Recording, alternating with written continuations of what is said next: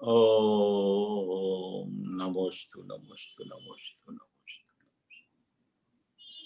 Rinavaloye Shotrikad Varti Arhantanam. Rinavaloye Shotrikad Varti Siddhanam. Rinavaloye Shotrikad Varti Airiyanam. Rinavaloye Shotrikad Varti Uvachayanam. Rinavaloye Shotrikad Varti Shavashamanam.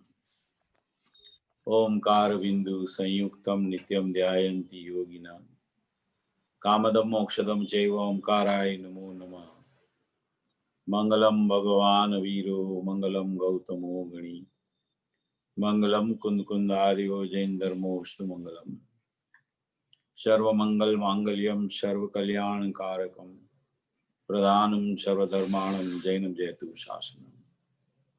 नमः शमैशाराय स्वानुभूत्या चकाशते चित्स्वभावाय भावाय सर्वभावांतरच्छिते एगो में शासिदो अपाज्ञान दर्शन लखणो शेषा में बाहिरा भावा सवे संयुग लखणा मारो सुशाश्वत एक दर्शन ज्ञान लक्षण जीव छे बाकी बधा संयोग लक्षण भाव मुझती बाह्य छे। हूँ एक शुद्ध सदा रूपी ज्ञान दर्शन मय करे कई अन्य ते मारू जरी परमाणु मात्र नथी अरे जे जाणतो रहंत ने गुण द्रव्य ने पर्याय पणे ते जीव जाने आत्म ने तस्मो पामे लई करे નથી અપ્રમત કે પ્રમત નથી જે એક જ્ઞાયક ભાવ છે એ રીત શુદ્ધ કથાય ને જે જ્ઞાત તે તો તે જ છે જેમ નેત્ર તેમજ જ્ઞાન નથી કારક નથી વેદ કરે જાણે જ કર્મોદય નિર્જરા બંધ તેમજ મોક્ષ ને ધ્રુવચલ ને અનુપમ ગતિ પામેલ સર્વેશિત ને વંદી કહું સુત કેવડી કથિતા સમય પ્રાદુર સ્થાપ નિજને મોક્ષ પંથે ધ્યાનુભવતે હને તેમાં જ નિત્ય વિહાર કર નહીં વિહર પર દ્રવ્યો વિશે। ઓમ શ્રી નમઃ શિદેવ્ય નમઃ શિદેવ્ય નમઃ શિદેવ્ય।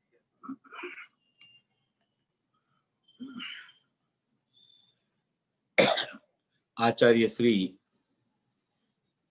યોગિન્દુ દેવ દ્વારા રચાયેલું આ પરમાત્મા પ્રકાશ નામનું ઉત્કૃષ્ટ ભાવના પ્રધાન આધ્યાત્મિક શાસ્ત્ર છે। તેમાં આપણી ચર્ચા ઘણા સમયથી 68 નંબરની ગાથા પરમાત્મા પ્રકાશના પહેલા ભાગની છે તેના ઉપર આપણી ચર્ચા ચાલી રહી છે। આ પરમાત્મા પ્રકાશમાં બે ભાગ છે એ બે ભાગમાં પહેલો ભાગ ચાલે છે 123 ગાથા સુધી પહેલો ભાગ છે ત્યાર પછી બીજો ભાગ છે। એવી આ કોઈ 68મી અપૂર્વ ગાથા છે અદ્ભુત ગાથા છે જેના ઉપર આપણી ચર્ચા ઘણા સમયથી ચાલે છે। આ ગાથામાં મુખ્યપણે સિદ્ધ તે કરવા માંગે છે કે જે ભગવાન આત્મા છે જે ધ્રુવ ચૈતન્ય વસ્તુ છે જે અનાદિ અનંત કાયમી રહેનારી વસ્તુ છે જે નહીં પલટતી નહીં કોઈ પરિણામમાં આવતી કે કદી ન ફેરફાર થતી એવી એક વસ્તુ ટંકોત્કીર્ણ વસ્તુ જે છે તેને ખરેખર અહીંયા ત્રિકાળી દ્રવ્ય કહેવામાં આવ્યું છે અને શુદ્ધ વસ્તુ કહેવામાં આવી છે એવું जिनेन्द्र भगवाने कीधुं छे के एवी वस्तुमां ना कोई बंध छे ना कोई मोक्ष छे ना कोई बंधनुं कारण छे ना कोई मोक्षनुं कारण छे। हमणां ज महावीर परमात्मानो निर्वाण दिवस गयो तो ते सिद्ध स्वरूपी थई गया महावीर परमात्मा। तो 2547 वर्ष थया एने तो ए सिद्ध परमात्मा थया केवल ज्ञान तो थई गयुं तो एमने वैशाख सुद दसमे त्यार पछी जे आसो वद मासना दिवसे परोढीए 5:32 तेमनुं निर्वाण थयुं। तो ए सिद्ध परमात्मा जे थया एटले के जे जीव हतो ए जीवनो मोक्ष थई गयो। मोक्ष थई गयो एटले अनंत પ્રકારના સુખની પ્રાપ્તિ, અનંત જ્ઞાન દર્શન સુખ ને વીર્ય તો પ્રગટ થઈ ગયા હતા કેવળ જ્ઞાન થયું ત્યારે, પણ છતાંય હજી ઉદયાદિન સ્થિતિ, અસિદ્ધત્વ ભાવ, હજી 4 અઘાતી કર્મની હયાતી અને 4 ગુણોની જે સૂક્ષ્મત્વ, અવ્યાબાદ, અગુરુ, લઘુ અને અવગાહન એવા 4 ગુણોની પણ પૂર્ણતા ન થઈ હોવાને કારણે તેને ભાવમોક્ષ કહેવામાં આવતું હતું, કેવળ જ્ઞાન કહેવામાં આવતું હતું. અને તેમને સિદ્ધ દશા પ્રગટ થઈ ત્યારે અઘાતી કર્મનો અભાવ થયો એ નિમિત્તથી કથન છે. 4 ગુણોની પૂર્ણતાની પ્રાપ્તિ થઈ ગઈ તે પોતાના ઉપાદાનથી કથન છે. આવા સિદ્ધ પરમાત્મા જે નિર્વાણને પામ્યા, તો એ સિદ્ધ પરમાત્માપણું, એ પ્રગટપણું જે થયું એ નવી પ્રગટ સિદ્ધ દશા થઈ, જે પૂર્વે નહોતી. પૂર્વે કેવળ જ્ઞાન હતું, એમની પૂર્વે ભાવલિંગ હતું, તેમના પૂર્વે શ્રાવકપણું હતું, તેમના પૂર્વે સમ્યક દર્શનપણું હતું, તેમના પૂર્વે મિથ્યા દ્રષ્ટિપણું હતું. આગળ પરિપાટી વધતા વધતા વધતા વધતા સિદ્ધ દશા મોક્ષ દશા થઈ ગઈ. તો એમ કે છે કે એ કોઈ પણ દશાઓ, મિથ્યા દર્શનથી માંડીને સિદ્ધ સુધીની દશાઓ, 1 થી માંડીને 14 ગુણ સ્થાનની દશાઓ અને ગુણસ્થાનાતીત થઈ ગયેલા સિદ્ધ ભગવાન, તેની પણ મોક્ષની પર્યાય, તે પણ ખરેખર ત્રિકાળી દ્રવ્યમાં નથી. એવું પરમ શુદ્ધ તત્વ છે, એવું ત્રિકાળી દ્રવ્ય છે, એવું ધ્રુવ તત્વ છે, એવું કુટસ્થ તત્વ છે, એવું એકરૂપ તત્વ છે, એવું અખંડ તત્વ છે. તો કે એ અખંડ તત્વ ક્યાં છે? તો કે વર્તમાન દરેક જીવ પાસે વિદ્યમાન છે. દરેક જીવ પાસે વર્તમાન વિદ્યમાન છે. એને ક્યાંયથી લાવવાનું નથી, એને ક્યાંય શોધવા નથી જવાનું. વર્તમાન વિદ્યમાન છે, એની હયાતી છે, એની અસ્થિ છે, એની મોજૂદગી છે, એનું ત્રિકાળપણું દેહ દેવળમાં દેહથી પૃથક ભિન્ન બિરાજમાન છે, પોતાની પાસે છે, એટલે પોતે જ છે. એમાં કોઈ દશાઓ નથી જેટલી થયા કરે છે. ઉત્પાદ વ્યયનો જ અભાવ છે. આ ગાથામાં એ સિદ્ધ કરે છે. ખૂબ સુંદર રીતે આ ગાથાની રચના યોગિન્દુ દેવે કરેલી છે. એટલે જે એક પોતાની વસ્તુ ટંકોત્કીર્ણ રહી ગઈ છે, બચી ગઈ છે, જે સ્વયંભૂ છે, જેને કોઈ બનાવી નથી, વસ્તુને એ વસ્તુ બનાવી શકાતી નથી. શા માટે બનાવી શકાતી નથી? કારણ કે એની ઉત્પત્તિ જ થઈ શકતી નથી. શા માટે ઉત્પત્તિ નથી થતી? તો કે જેની ઉત્પત્તિ થાય એનો અભાવ થાય, જેનો ઉત્પાદ થાય એનો વ્યય થાય, જેને બંધ હોય એનો મોક્ષ થાય. પણ આ તો ઉત્પાદ વ્યયથી રહિત ને બંધ મોક્ષથી રહિત છે. એટલે એ એક શાશ્વત અપરિણામી વસ્તુ છે, ત્રિકાળ વસ્તુ છે, ધ્રુવ વસ્તુ છે, ચૈતન્ય વસ્તુ છે. એવી કોઈ નિત્ય સત્તા છે, એવી કોઈ પોતાથી પરિપૂર્ણ સત્તા છે. પરિપૂર્ણ, એની પૂર્ણતા માટે કોઈ પર્યાય શુદ્ધ થાય ત્યારે એની પૂર્ણતા સિદ્ધ થાય એવું નથી. એ શુદ્ધ છે એમ ખ્યાલમાં આવતા પર્યાયમાં શુદ્ધતા થઈ જાય છે. એવી પરિપૂર્ણ શુદ્ધ અપરિણામી વસ્તુ, ધ્રુવ વસ્તુ, ટંકોત્કીર્ણ વસ્તુ, ચૈતન્ય વસ્તુ છે. તે નિત્ય છે. વસ્તુ નિત્ય એકરૂપ પ્રિય છે. અનેક રૂપપણું ક્યાંય થતું નથી. તેમાં અનેક રૂપપણાનો વિભાગ જુદો, બંધનો વિભાગ જુદો, મોક્ષનો વિભાગ જુદો, અને મોક્ષ સ્વરૂપી વસ્તુ, સમ્યક દર્શન સ્વરૂપી વસ્તુ, એ વસ્તુનો વિભાગ જુદો. એવા 2 ભાગલા પાડીને અહીંયા દ્રવ્ય પર્યાયની સ્થિતિ સિદ્ધ કરે છે કે આ દ્રવ્ય છે, એમાં પર્યાયો છે જ નહીં, પરિણમન છે જ નહીં. કોઈ પરિણમન થતું જ નથી દ્રવ્યમાંથી. એટલે કે દ્રવ્ય ખરેખર પરિણમતું જ નથી. પરિણમે છે તે પર્યાયો છે. પરિણમે છે, ફેરફાર થાય છે, એક પછી એક થાય છે, નવું નવું થાય છે. એ બધી મારી વસ્તુ નથી, એ મારામાં નથી, એ મારાથી નથી, એ મારે કારણે કોઈ વસ્તુ નથી. એ પર્યાય એવી મારી ચૈતન્ય સત્તા છે, એવી મારી ધ્રુવ સત્તા, એવી મારી અખંડ સત્તા છે. એ અખંડ સત્તામાં કોઈ ખંડ જ પડતો નથી. અભેદ સત્તામાં કોઈ ભેદ જ નથી હોતો. ગુરુદેવના પ્રવચનમાં ઘણી વખત આવે કે ત્રિકાળી અભેદ વસ્તુમાં પર્યાયનો પણ ભેદ નથી એમ બોલે ગુરુદેવ. પર્યાયનો પણ ભેદ નથી એમ બોલે. એટલે એનો અર્થ શું થાય? પર્યાયનો ભેદ નથી એટલે કે પર્યાય પોતે ભેદરૂપ છે, ઈ પર્યાયમાં નથી એમ કહેવામાં. કોઈ જગ્યાએ કોઈ એનો એવો અર્થ કરે કે એ ત્રિકાળી દ્રવ્ય છે એમાં પર્યાયનો ભેદ નથી એટલે કે એમાં ભેદ નથી પાડવાનો. વસ્તુ તો દ્રવ્ય ગુણ પર્યાય સ્વરૂપ છે, એમાં ભેદ નથી પાડવાનો. એવો દ્રષ્ટિનો વિષય નથી. દ્રષ્ટિના વિષયમાં પર્યાયનો ભેદ નથી એટલે કે પર્યાયનો જ અભાવ છે. એમાં સર્વથા રહિત છે પર્યાયથી દ્રષ્ટિનો વિષય. એને દ્રષ્ટિનો વિષય કહેવામાં આવે છે. ગુણભેદથી રહિત કે તો એમાં તો ભેદ નથી પણ ગુણો છે. પર્યાય ભેદથી રહિત કે તો પર્યાયો તો છે જ નહીં એમાં દ્રવ્યમાં. આ રીતે એને આખું ત્રિકાળી દ્રવ્ય વસ્તુ માત્ર છે, ટંકોત્કીર્ણ છે, ચૈતન્ય સત્તા છે, એવું આ ગાથામાં ઉત્પાદ બેથી રહિત ધ્રુવ સત્તા બતાવે છે, ધ્રુવ તત્વ બતાવે છે, અપરિણામી તત્વ બતાવે છે, શાશ્વત તત્વ બતાવે છે. કોઈ પણ જીવ મોક્ષ માર્ગ રૂપ પરિણમે કે મોક્ષ માર્ગ થી આગળ વધીને મોક્ષમાં પરિણમે, બધું પરિણમન ત્રિકાળી દ્રવ્યના આશ્રય થાય છે. ગુરુદેવ તો ઘણી વાર એમ કે આશ્રય કઈ છે જ નહીં એમ કે પાછું. કોનો આશ્રય કે? કોણ લે આશ્રય? શા માટે આશ્રય લે?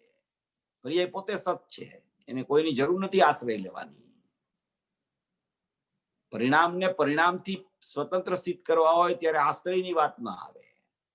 ઉપાધિભૂત વસ્તુ જ્યારે પરિણામમાં બતાવી હોય ત્યારે આશ્રયની ચર્ચા આવે. બે વિભાગ આ રીતે હોય છે. એટલે આખી ગુરુદેવની શૈલીથી જ્યારે આપણે સમજવા બેસીએ ને ત્યારે ગુરુદેવના જેટલા સિદ્ધાંતો જે રીતે આવતા હોય, એની જે પદ્ધતિ હોય એની કહેવાની, એનાથી પરિચય કરવો પડે આપણે. જો એનાથી પરિચય ન હોય ને તો ખતવણી ખોટી થઈ જાય અને વક્તાનો કહેવાનો કાંઈક આશય હોય ને સમજણમાં કંઈક જુદું આવી જાય, એવું થઈ જાય. એટલે અહીંયા આ ગુરુદેવના પ્રવચનો વાંચવાનું પ્રયોજન જ એ છે કે ગુરુદેવ જે રીતે સિદ્ધિ કરતા હોય છે વસ્તુની, એ રીતે આપણને આપણા જ્ઞાનમાં બેસે ત્યારે ગુરુદેવનું હૃદય આપણને સમજાય તો ખરેખર આપણો ભગવાન આત્મા, ધ્રુવ ચૈતન્ય સત્તા, એકરૂપ સત્તા, જેમાં ઉત્પાદ બે નથી એવી સત્તા આપણને ખરેખર સમજાવવા માટેનો પુરુષાર્થ અંદરથી જાગૃત થાય. એવી કોઈ ચર્ચા આમાં પૂજ્ય ગુરુદેવ શ્રીના પ્રવચનની આપણે કરી રહ્યા છીએ. પરમાત્મા પ્રકાશ ભાગ બીજો, પેજ નંબર 202 ઉપર આપણી ચર્ચા ચાલે છે. 202 નંબરના પેજ ઉપર આપણે ગયા મંગળવારે આ ઉત્પાદ વ્યય ધ્રુવની ઘણી ચર્ચા કરેલી કે ભાઈ ઉત્પાદ છે એ વ્યયના હેતુથી નથી, ઉત્પાદ છે એ ધ્રુવના હેતુથી નથી, વ્યય ઉત્પાદના હેતુથી નથી, વ્યય ધ્રુવના હેતુથી નથી અને ધ્રુવ ઉત્પાદ વ્યયના હેતુથી નથી. આ ચર્ચા આપણી ઘણી આવી ગઈ છે ટૂંકમાં. એટલે એમાં આટલું એક એવું સિદ્ધ કરતા હતા કે કોઈ પણ ઉત્પાદ વ્યય ને ધ્રુવ ત્રણેય સ્વતંત્ર છે, એકબીજાના કોઈને કારણે કોઈ થતા નથી એવી વાત એમાં આવતી હતી. એના માટે પ્રવચન સારની ગાથાઓથી વધારે ખ્યાલ આવે છે. ગુરુદેવ અત્યારે જે અહીંયા વર્ણન ચાલે છે ને થોડુંક પ્રવચન સારનું આમાં આવ્યા કરે છે. ગાથા ચાલે છે ધ્રુવની, બતાવો છે દ્રષ્ટિનો વિષય, દ્રષ્ટિનો વિષય બતાવીને પછી અનુભવની ચર્ચા કરે છે. અનુભવની ચર્ચા અનુભવ ન થાય ત્યાં સુધી શુભાશુભ ભાવ થાય છે, શુભાશુભ ભાવ થાય તો કર્મનો બંધ થાય છે, કર્મનો બંધ થાય તો ગતિનું પરિભ્રમણ થાય છે. એ આખી ચર્ચા સળંગ લઈ અને એમાં આવે કેવી રીતે એ ખરેખર શુભાશુભ ભાવ થઈ જાય છે અને એવા શુભાશુભ ભાવો થતા હોય ત્યારે પણ એના ઉત્પાદને ને એના વ્યયને એના ધ્રુવમાં કેવી રીતે ચૈતન્યપણું છે, એના ઉત્પાદ વ્યયને કેવી રીતે સતપણે સ્વતંત્ર જોવા કે જેથી તારી દ્રષ્ટિ એ સતને જોતા ત્યાંથી પરિણામ ઉપરથી દ્રષ્ટિ છૂટી અને ખરે એનો કોઈ કરનાર નથી એમ સત જોતા, કોઈના કારણે થતા નથી ઉત્પાદ એમ જોતા તારી દ્રષ્ટિ ત્રિકાળી દ્રવ્ય ઉપર ચાલી જાય. દરેક જગ્યાએ પ્રયોજન તો દ્રષ્ટિના વિષય ઉપર લક્ષ કરાવવાનું અને દ્રષ્ટિનો વિષય બતાવવાનું જ હોય છે. એવી ચર્ચા આપણે આ ઉત્પાદ વ્યયની તો ઘણી કરી લીધી. 99 ગાથા, 100 ગાથા, 101 ગાથા, 102 ગાથા પ્રવચન સારમાં આનો વિસ્તાર ખૂબ આવ્યો છે. 100મી ગાથામાં તો એમાં સર્ગ ને સંહાર ને સ્થિતિ ને એવા શબ્દો વાપર્યા છે ઉત્પાદ વ્યય ધ્રુવ માટે. સર્ગ એટલે ઉત્પાદ, સંહાર એટલે વ્યય, સ્થિતિ એટલે ધ્રુવ, એમ કરીને ઉત્પાદ વ્યય ધ્રુવને સ્થિત કર્યું છે. 99મી ગાથામાં આખો વિસ્તાર ક્રમ ને પ્રવાહ ક્રમ બતાવ્યો. 100મી ગાથામાં આખી ઉત્પાદ વ્યય ને ધ્રુવમાં સર્ગ સંહાર ને સ્થિતિ બતાવી. અને પછી 101મી ગાથામાં પાછું ત્રણેયનું સતપણું બતાવે કે કોઈને કોઈની અપેક્ષા નથી. અને 102 ગાથામાં પછી દરેક પરિણામની જન્મક્ષણ બતાવે. એવી કોઈ અદ્ભુત ચર્ચા પ્રવચનસાર ગ્રંથમાં પણ સુંદર રીતે આવતી હોય છે. એનું વર્ણન પૂજ્ય ગુરુદેવશ્રીએ આમાં લીધેલું હતું. પછી ગુરુદેવને પ્રશ્ન પૂછ્યો, એ પણ આપણે જોઈ લીધો હતો. મને એમ છે કે આપે બધા અર્થ બદલી નાખ્યા. ગુરુદેવે એમ કીધું કે જેમ થાય એમ કર્યા છે, એટલે કે જેવા હતા એવા કર્યા છે, અમે અર્થ બદલાવ્યા નથી. પણ તમારી વિપરીત માન્યતા હતી ને હવે સાચા અર્થ તમારા કાને પડ્યા એટલે તમને એમ લાગે છે કે અર્થ બદલાઈ ગયા. એમ કરીને ગુરુદેવે આ વાત કરેલી કે કેવળ જ્ઞાનની પર્યાયનો પણ કરતા દ્રવ્ય નથી. કેવળ જ્ઞાનની પર્યાયમાં આખો લોકાલોક જણાય છે અને આખું દ્રવ્ય પણ જણાય છે. કેવળ જ્ઞાનની એક પર્યાય છે, એમાં લોકાલોક પણ જણાય છે અને આખું ત્રિકાળી દ્રવ્ય પણ જણાય છે. પર્યાય એક છે કેવળ જ્ઞાનની, એમાં બે વસ્તુ જણાયા કરે છે. આખું દ્રવ્ય પણ જણાય છે. જેમ પૂર્ણ દ્રવ્ય છે એમ પર્યાયમાં જણાયું છે, પણ પર્યાયમાં દ્રવ્ય આવ્યું નથી, એનું જ્ઞાન થયું છે. દ્રવ્ય તો પર્યાયમાં આવતું જ નથી. પર્યાય પોતાથી પરિણમે છે. દ્રવ્ય કુટસ્થ ધ્રુવરૂપ છે. પર્યાયમાં પર્યાયનું ધ્રુવનું જ્ઞાન આવે છે. પર્યાયમાં દ્રવ્યનું જ્ઞાન આવે, પર્યાયમાં પર્યાયનું જ્ઞાન આવે, પર્યાયમાં લોકાલોકનું જ્ઞાન આવે. પણ પર્યાયમાં ના તો કોઈ દ્રવ્ય આવે, ના તો કોઈ જ્ઞાન સિવાયની બીજી પર્યાયો આવે, કે ના તો લોકાલોક આવે.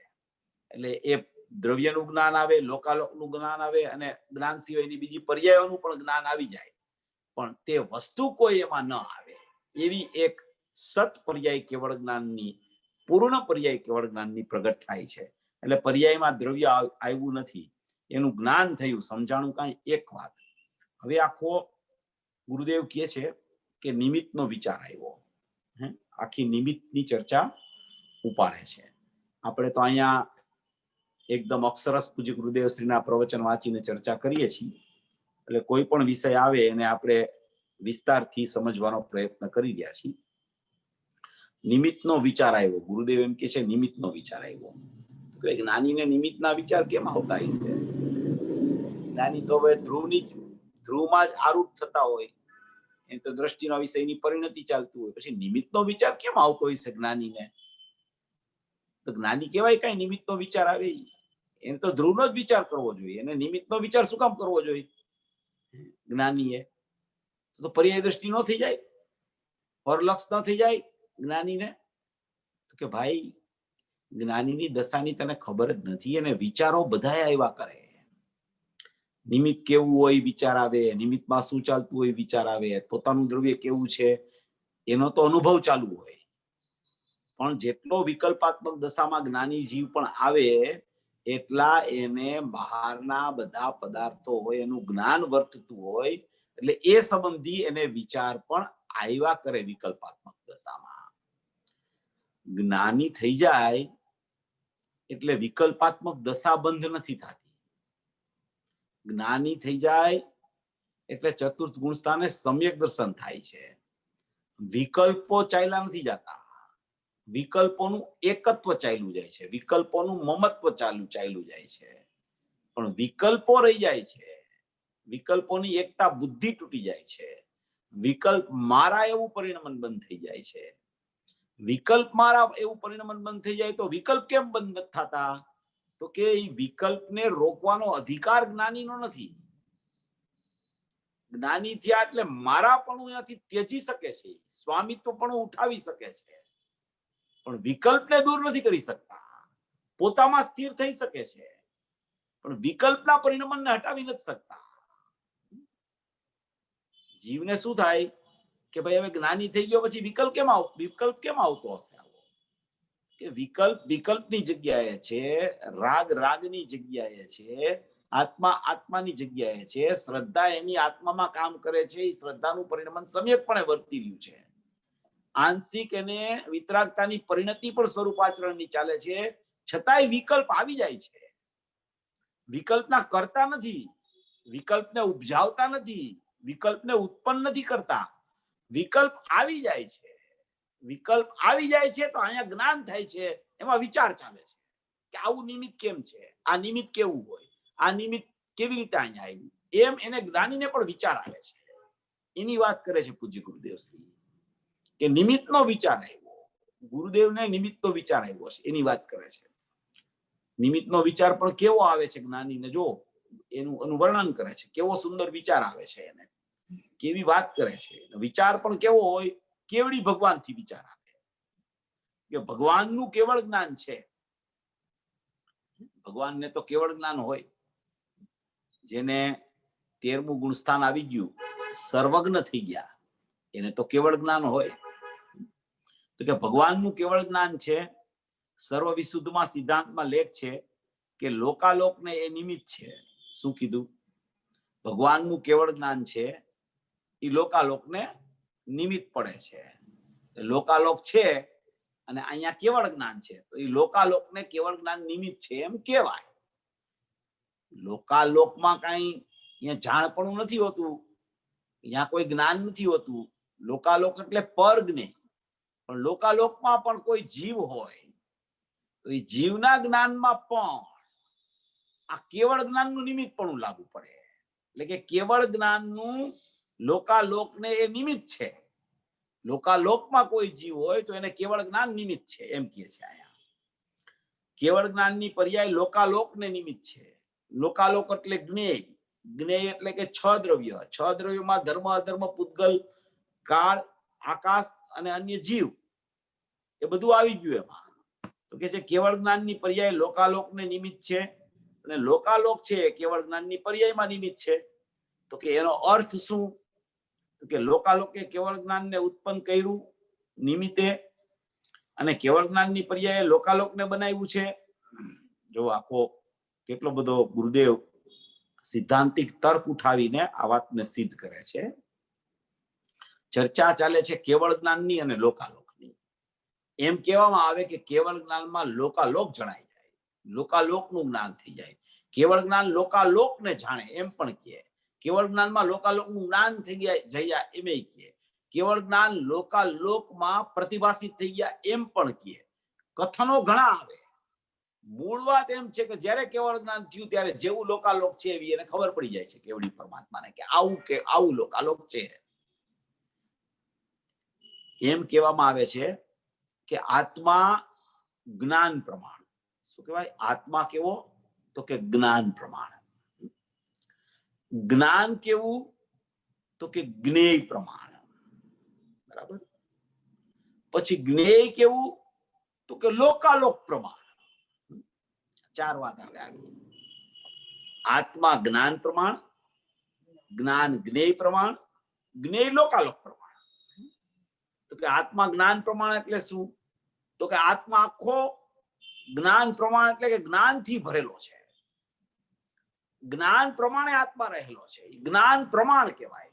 આખા આત્મામાં જ્ઞાન ભરેલું છે અને આત્મા જ્ઞાન પ્રમાણ કહેવામાં આવે. એ જ્ઞાન પ્રમાણ છે આત્મા છે. પછી એમ કે જ્ઞાન છે એ કેવું છે? તો કે જ્ઞાન જ્ઞેય પ્રમાણ છે. તો કે જ્ઞાન જ્ઞેય પ્રમાણ એટલે શું? કે જ્ઞેયો જે બધાય છે એ પ્રમાણે જ્ઞાનનું જે પરિણમન પર્યાયમાં ચાલે છે એ પરિણમનમાં ખરેખર જ્ઞેયો નિમિત્ત પડે છે. એટલે એને એમ કીધું કે આત્મા જ્ઞાન પ્રમાણ અને જ્ઞાનનું પરિણામ થયું એ જ્ઞેય પ્રમાણ. અને જ્ઞેય છે એ કેવું છે? તો કે લોકાલોક પ્રમાણ. જેટલું લોકાલોક છે એટલા જ્ઞેય છે. એટલે એને એમ કહે છે કે જ્ઞેય લોકાલોક પ્રમાણ. આત્મા જ્ઞાન પ્રમાણ, જ્ઞાન જ્ઞેય પ્રમાણ, જ્ઞેય લોકાલોક પ્રમાણ. હવે આમાં આત્માને જ્ઞાન પ્રમાણ કહેતા, ગુણ જ્ઞાનને જ્ઞેય પ્રમાણ કહેતા. જ્ઞાનની પર્યાય જે પ્રગટ થઈ એમાં જ્ઞેયો ખ્યાલમાં આવ્યા, એટલે જ્ઞાનને જ્ઞેય પ્રમાણ કીધું. અને જ્ઞેયને શું કીધું? લોકાલોક પ્રમાણ. તો કે જ્ઞેય કેવું છે? તો કે જેટલા લોકાલોક છે એવડું જ્ઞેય છે. એટલે જ્ઞેય છે એ લોકાલોક પ્રમાણ છે. એમ કહીને આખું કેવળ જ્ઞાનમાં લોકાલોક કેવી રીતે નિમિત્ત છે અને લોકાલોકમાં કેવી રીતે કેવળ જ્ઞાન નિમિત્ત છે એની સિદ્ધિ કરવામાં આવે. આ પણ પ્રવચન સારની 23મી ગાથામાં આ વાત છે. જોવું હોય તો જોઈ લેજો. 23મી ગાથામાં આનો અર્થ કરેલો છે કે આત્મા જ્ઞાન પ્રમાણ, જ્ઞાન જ્ઞેય પ્રમાણ, જ્ઞેય લોકાલોક પ્રમાણ, એમ કરીને આખી એની સત્તા સિદ્ધ કરી છે. આખો એનો જ્ઞાનનો સ્વભાવ સિદ્ધ કર્યો છે. કારણ કે પ્રવચન સારમાં જ્ઞાન તત્વ પ્રજ્ઞાપન છે, એમાં ઘણી જગ્યાએ કેવળ જ્ઞાનની ચર્ચાઓ ખૂબ આવે છે. તો એમાં આ વાત સિદ્ધ કરી કે આત્મા જ્ઞાન પ્રમાણ, જ્ઞાન જ્ઞેય પ્રમાણ, જ્ઞેય લોકાલોક પ્રમાણ. તો કે આત્મા જ્ઞાન પ્રમાણ એટલે કે જેટલો આત્મા છે એટલું જ્ઞાન રહેલું છે. આખો જ્ઞાનમય આત્મા છે, આખો જ્ઞાનથી ભરેલો આત્મા છે, આખો સર્વજ્ઞ શક્તિથી ભરેલો આત્મા છે.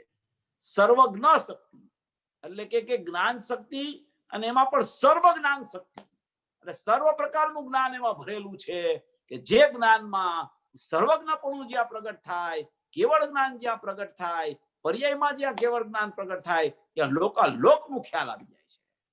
એટલે એને એમ કીધું કે કેવળ જ્ઞાનમાં લોકાલોક નિમિત્ત અને લોકાલોકમાં કેવળ જ્ઞાન નિમિત્ત. આત્મા જ્ઞાન પ્રમાણ, જ્ઞાન જ્ઞેય પ્રમાણ, જ્ઞેય લોકાલોક પ્રમાણ. એટલે જ્ઞાન પ્રમાણ કહેતા જ આખો આત્મા સર્વજ્ઞ સ્વભાવી, જ્ઞાનમય સ્વભાવી. સર્વજ્ઞત્વ શક્તિમાં લીધું છે કે આત્મજ્ઞાનમય સર્વજ્ઞત્વ શક્તિ. એ આત્મજ્ઞાનમય લીધું એ પરિણમનની વાત છે. સર્વજ્ઞ શક્તિ કીધી એ ત્રિકાળીની વાત છે. આત્મજ્ઞાનમય સર્વજ્ઞત્વ શક્તિ. તો આત્મજ્ઞાનમય સર્વજ્ઞત્વ શક્તિ એટલે શું? કે આત્મજ્ઞાનમય એનું પરિણમન થયું છે. એ જ્ઞાનમય પર્યાયનું પરિણમન થયું છે જ્ઞાનમય, એટલે આત્મજ્ઞાનમય કીધી એને. આત્મજ્ઞાનમય સર્વજ્ઞત્વ શક્તિ, તો કે સર્વનું જાણવું એવો જ્ઞાનનો સર્વજ્ઞ સ્વભાવ છે, એને આત્મજ્ઞાનમય સર્વજ્ઞત્વ શક્તિ એમ કીધી. અને એ સર્વજ્ઞત્વ શક્તિ જેને ખ્યાલમાં આવે છે એનું જ્ઞાન આત્મજ્ઞાનમય બની જાય છે. એટલે શક્તિઓના પરિણમનમાં હંમેશા શુદ્ધ પરિણમનની ચર્ચા હોવાને કારણે આત્મજ્ઞાનમય સર્વજ્ઞત્વ શક્તિ કીધી. તો અહીંયા કહે છે કે આત્મા જ્ઞાન પ્રમાણ છે. જ્ઞાન પ્રમાણ કહેતા જ ખરેખર એ જ્ઞાનથી ભરેલો છે આખો પરમાત્મા, અને એનું પરિણમન પણ ખરેખર જ્ઞાન રૂપ જ હોય છે. એ જ્ઞાનરૂપ પરિણમન હોય છે. એ જ્ઞાનરૂપ પરિણમનમાં જેવા જ્ઞેયો હોય છે એવું જ અહીંયા જ્ઞાન થાય છે. એટલે કે જેવા જ્ઞેયો હોય છે એવું જ્ઞાન થાય છે. એટલે અહીંયા જ્ઞાનમાં જ્ઞાનનો જ્ઞાનાકાર ઉત્પન્ન થતા જેવા જ્ઞેયો છે એવો ખ્યાલ આવી જાય છે. અને જ્ઞેયો છે એ લોકાલોક પ્રમાણ હોવાને કારણે આખા લોકાલોકનું જ્ઞાન થાય છે. એટલે લોકાલોકને નિમિત્ત કીધા. અને કેવળ જ્ઞાન અહીંયા થયું ત્યારે લોકાલોક નિમિત્ત, અને લોકાલોકને અહીંયા કેવળ જ્ઞાન છે એ નિમિત્ત. એમ કરીને પરસ્પર નિમિત્ત નૈમિત્તિક સંબંધ બે દ્રવ્યની બે પર્યાય વચ્ચે સિદ્ધ કરે છે. એટલે ખરેખર તો એમ સિદ્ધ કરવા માંગે છે કે જ્યારે કેવળ જ્ઞાન થાય છે, જ્યારે મોક્ષ થાય છે જીવનો, અને ભાવ મોક્ષ કેવળ જ્ઞાનમાં થાય છે, ત્યારે એને લોકાલોકનું જ્ઞાન થઈ જાય છે. લોકાલોકનું જ્ઞાન થયું એટલે શું કહેવા માંગે છે? એ લોકાલોક એ સમયે નિમિત્ત હતું. એ નિમિત્તનું અહીંયા ખરેખર પોતાથી પોતામાં જ્ઞાનાકાર રૂપ જ્ઞાન થતા એને લોકાલોક આવું છે એમ ખબર પડે છે. કારણ કે ઉપર જે વાત આવી ને કે પર્યાયમાં આખું દ્રવ્ય જણાઈ જાય છે, પણ પર્યાયમાં દ્રવ્ય આવતું નથી. પર્યાયમાં લોકાલોક જણાઈ જાય છે, પણ લોકાલોક પર્યાયમાં આવતું નથી. એટલે અહીંયા આ વિષય આખો ગુરુદેવે નીચેના પેરેગ્રાફમાં સર્વવિશુદ્ધ જ્ઞાન અધિકારમાંથી આખો વિષય લઈને આખો ઉપાડ્યો. અહીંયા સર્વવિશુદ્ધ જ્ઞાન અધિકારમાં પણ આવી વાતો આવે છે પાછળની ગાથાઓમાં. એટલે કે છે કે નિમિત્તનો વિચાર આવ્યો, ભગવાનનું કેવળ જ્ઞાન છે. સર્વવિશુદ્ધમાં સિદ્ધાંતમાં લેખ છે કે લોકાલોકને એ નિમિત્ત છે. શું કીધું? કેવળ જ્ઞાનની પર્યાય લોકાલોકને નિમિત્ત છે, અને લોકાલોક છે એ કેવળ જ્ઞાનની પર્યાયમાં નિમિત્ત છે. એનો અર્થ શું? તો કે લોકાલોકે કેવળ જ્ઞાન ઉત્પન્ન કર્યું. લોકાલોક છે માટે અહીં કેવળ જ્ઞાન ઉત્પન્ન થયું. લોકાલોકને જાણ્યું માટે કેવળ જ્ઞાનની ઉત્પત્તિ થઈ ગઈ. એવી લોકાલોકની કોઈ અપેક્ષા કેવળ જ્ઞાનમાં લાગુ પડે છે? જો અહીંયા બહુ સમજવા જેવી વાત છે. આ વાત છે ને બહુ અગત્યની છે કે લોકાલોકે કેવળ જ્ઞાનને ઉત્પન્ન કર્યું નિમિત્તે. એનો અર્થ શું? તો કે લોકાલોકને જાણ્યું જ્ઞાને એટલે કેવળ જ્ઞાન થઈ ગયું. લોકાલોકને જ્ઞાને જાણી લીધું એટલે અહીંયા કેવળ જ્ઞાન થઈ ગયું. એટલે નિમિત્તે કઈ કેવળ જ્ઞાન કરાવ્યું? તો કે ના, નિમિત્તે તો કઈ કરાયું, નિમિત્ત તો કઈ કરે નહીં, અમે તો ગુરુદેવ સાંભળ્યા છે, નિમિત્ત તો અકિંચિત કર કયો છો તમે. તો કે તો પછી લોકાલોકને ખરેખર જાણતા કેવળ જ્ઞાન ઉત્પન્ન કેવી રીતે થાય? લોકાલોકને જાણવું એટલે કેવળ જ્ઞાન ઉત્પન્ન થઈ ગયું. એટલે જાણવું લોકાલોકનું થાય તો કેવળ જ્ઞાન ઉત્પન્ન થાય એવી કોઈ અપેક્ષા લોકાલોકની લાગુ પડે જ્ઞાનમાં? તો બિલકુલ લાગુ ન પડે. નિમિત્ત તરીકે હોય લોકાલોક. અહીંયા પોતામાં કેવળ જ્ઞાન થાય ત્યારે લોકાલોકનું જ્ઞાન છે એને નિમિત્ત કહેવામાં આવે. લોકાલોકને જાણે માટે અહીંયા કેવળ જ્ઞાન થાય એવું બિલકુલ હોતું નથી. લોકાલોકનું જાણવું થયું એટલે કેવળ જ્ઞાનની ઉત્પત્તિ થઈ તો કે બિલકુલ એવું નથી. કેવળ જ્ઞાનની ઉત્પત્તિ થાય ત્યારે ખરેખર લોકાલોક કેવું છે એ ખબર પડી જાય. એટલે અહીંયા કે છે કે કેવળ જ્ઞાન ઉત્પન્ન કર્યું નિમિત્તે. નિમિત્તને કારણે કઈ કેવળ જ્ઞાન ઉત્પન્ન થયું. કેવળ જ્ઞાન નિમિત્ત થી થયું. આવું નિમિત્ત હતું એટલે કેવળ જ્ઞાન થઈ ગયું કે બિલકુલ એવું નથી. પછી કે કેવળ જ્ઞાનની પર્યાય લોકાલોકને બનાવ્યું છે. કેવળ જ્ઞાનની પર્યાય થઈ અહીંયા કેવળ જ્ઞાનનો ઉત્પાદ થયો એટલે લોકાલોક બની ગયું. કે હવે તો કેવળ જ્ઞાન ઉત્પન્ન થયું તો લોકાલોક તો હોવું જ જોઈએ ને, નહીતર કેવળ જ્ઞાનની કિંમત શું? લોકાલોકને જાણે જ નહીં જો કેવળ જ્ઞાન, અને જો લોકાલોક હોય નહીં તો પછી કેવળ જ્ઞાનનો મહિમા શું? એટલે લોકાલોકને બનાવવું પડે કેવળ જ્ઞાન થાય તો બિલકુલ એવું નથી. કેવળ જ્ઞાન પોતાથી પોતામાં ઉત્પન્ન થયું છે. ત્યારે લોક અને અલોક, લોકાલોક જેવું હોય છે એવું અહીંયા ઉત્પન્ન થયું જ્ઞાન. એમાં ખરેખર કેવળ જ્ઞાનમાં લોકાલોકનો ખ્યાલ આવે છે. એને એમ કહેવામાં આવે કે કેવળ જ્ઞાને લોકાલોકને જાણ્યું એટલે કે લોકાલોકમાં કેવળ જ્ઞાન નિમિત્ત ને કેવળ જ્ઞાનમાં લોકાલોક નિમિત્ત. આ બધી પરિભાષાઓ નિમિત્ત નૈમિત્તિક સંબંધથી બતાવવામાં આવતી હોય છે. કેવડી ભગવાનના પૂર્ણ જ્ઞાનમાં તો કોઈ પણ પ્રકારની કોઈ અપેક્ષા બધું જાણતા હોવા છતાં લાગુ પડતી નથી. કેવળ જ્ઞાન લોકાલોકને ગુરુદેવના પ્રવચનમાં આવે પ્રત્યક્ષ જાણે છે. લોકાલોકને શું આવે? પ્રત્યક્ષ જાણે છે. એ લોકાલોકને પ્રત્યક્ષ કેવી રીતે જાણે? આત્માને પ્રત્યક્ષ જાણે, કારણ કે આત્મા સાથે અભેદ થાય છે લોકાલોક. એવી રીતે તો કે આને લોકાલોકને પ્રત્યક્ષ કેવી રીતે જાણે કેવળ જ્ઞાન? કે પ્રત્યક્ષ જાણે એનો અર્થ એમ છે કે જેવું લોકાલોક છે એવી એને કેવળ જ્ઞાનની ઉત્પત્તિમાં જેમ છે એમ ખબર પડી ગઈ. એનો અર્થ જ કે કેવળ જ્ઞાન લોકાલોકને પ્રત્યક્ષ જાણે છે. એટલો બધો કેવળ જ્ઞાનનો મહિમા છે, એટલી બધી કેવળ જ્ઞાનની કિંમત છે. કેવળ જ્ઞાનને કારણે લોકાલોક નથી, લોકાલોકને કારણે કેવળ જ્ઞાન નથી. પણ લોકાલોક થતા લોક અને અલોક જેવડું અને જેટલું છે એવું લોકાલોકનું ખરેખર સામર્થ્ય જ્ઞાનમાં પ્રગટ થઈ જાય છે. એટલે એને એમ કહેવામાં આવે છે કે લોકાલોકને કેવળ જ્ઞાને જાણ્યું. કે કેવળ જ્ઞાન ઉત્પન્ન કર્યું લોકાલોકે નિમિત્તે, અને કેવળ જ્ઞાનની પર્યાયે લોકાલોકને બનાવ્યું છે. અમરચંદભાઈ સર્વ વિશુદ્ધમાં પાછળ છે. કેવળ જ્ઞાનની પર્યાયમાં લોકાલોકને નિમિત્ત કહેવામાં આવે છે. કેવળ જ્ઞાનની પર્યાય જ્યારે પ્રગટ થઈ ત્યારે લોકાલોકને નિમિત્ત કહેવામાં આવે, કારણ કે એવું જ જાણવું અહીંયા પ્રગટ થયું. કેવળ જ્ઞાનમાં સ્વપર પ્રકાશકની પૂર્ણતા પ્રગટ થઈ ગઈ. એ સ્વપર પ્રકાશકમાં જેવો જ્ઞાયક હતો એવો ખ્યાલમાં આવી ગયો, અને જેવું લોકાલોક હતું એવું ખ્યાલમાં આવી ગયું. એવી પૂર્ણતા કેવળ જ્ઞાનમાં પ્રગટ થતા એમ કહેવામાં આવે કે કેવળ જ્ઞાનની પર્યાયમાં લોકાલોકને નિમિત્ત કહેવામાં આવે છે. વાસ્તવિકપણે તો અહીંયા નિમિત્ત નૈમિત્તિક સંબંધની કોઈ ચર્ચા કેવળ જ્ઞાનમાં ખરેખર નથી. કેવળ જ્ઞાન તો સ્વયં પોતાથી પ્રગટ થતું કેવળ જ્ઞાન માત્ર જ્ઞાન છે. એને કોઈની કોઈ અપેક્ષા કે કોઈ નિમિત્ત નૈમિત્તિક સંબંધ પણ લાગુ પડતો નથી. પણ જેવું જાણવું ઉત્પન્ન થાય છે એ જાણવામાં લોકાલોકની એને ખબર પડે છે. એટલે એ અપેક્ષાએ એને લોકાલોકને નિમિત્ત કહેવામાં આવે છે. એમ અહીંયા સિદ્ધ કરવું છે. દેવીલાલજી સર્વવિશુદ્ધમાં છે પાછળ. આહા, ગજબ સમયસાર તો એવી ઘડીએ લખાયું છે, ગજબ કામ કર્યું છે કેવળ જ્ઞાનને ભૂલવાડી દીધું છે. આ સમયસાર અહીંયા ચાલે છે પરમાત્મ પ્રકાશ, પણ આ સર્વવિશ્વ જ્ઞાનની વાત કરતા કરતા ગુરુદેવ સમયસારને યાદ કરે છે કે સમયસારે તો ગજબ કામ કર્યું છે, કેવળ જ્ઞાનને ભૂલવાડી દીધું છે. અત્યારે એવું લાગતું નથી કે કેવડીનો વિરહ છે. સમયસાર હાથમાં આવ્યું તો એમ લાગે છે કે ઓહો કેવડીનો વિરહ ક્યાં છે, આ તો કેવળ જ્ઞાનના દરવાજા ખોલે એવું સમયસાર મારા હાથમાં આવી ગયું છે કે હમણાં મારો મોક્ષ થઈ જશે. હવે વાર કેટલી, સમ્યક દર્શન થયા પછી તો કઈ વાર લાગતી નથી, અસંખ્ય સમયમાં મોક્ષ થઈ જાય છે. અને સમ્યક દર્શન તો એક સમયમાં પ્રતીતિ જ્યાં હું આ છું એમ કરે ત્યાં સમ્યક દર્શનની પ્રાપ્તિ થઈ જાય છે. એટલે કે છે કે આવું સમયસાર હાથમાં આવ્યું તો એને તો અમને ખરેખર કેવળ જ્ઞાનને ભૂલાવી દીધું કે હવે કેવળ જ્ઞાન નહીં થાય એવો પ્રશ્ન જ નથી. હવે એમ કે ચતુર્થ કાળ હોય તો જ મને કઈક મારું મોક્ષ જવાનું કામ થશે, તો કે કોઈ તું ચિંતા કરમાં, ચતુર્થ કાળ હોય કે ન હોય પણ રિઝર્વેશન જરૂર પંચમ કાળમાં થાય છે.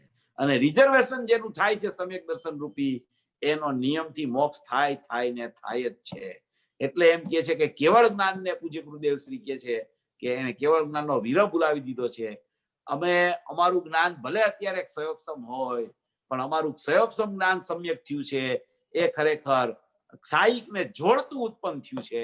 એ ખરેખર ક્ષાયિક લઈને જંપવાનું છે એવું અમારું જોડણી ક્ષાયિક વાળું ક્ષયોપસમ જ્ઞાન છે. એટલે અમને હવે કેવડી ભગવાનનો વિરહ લાગતો નથી.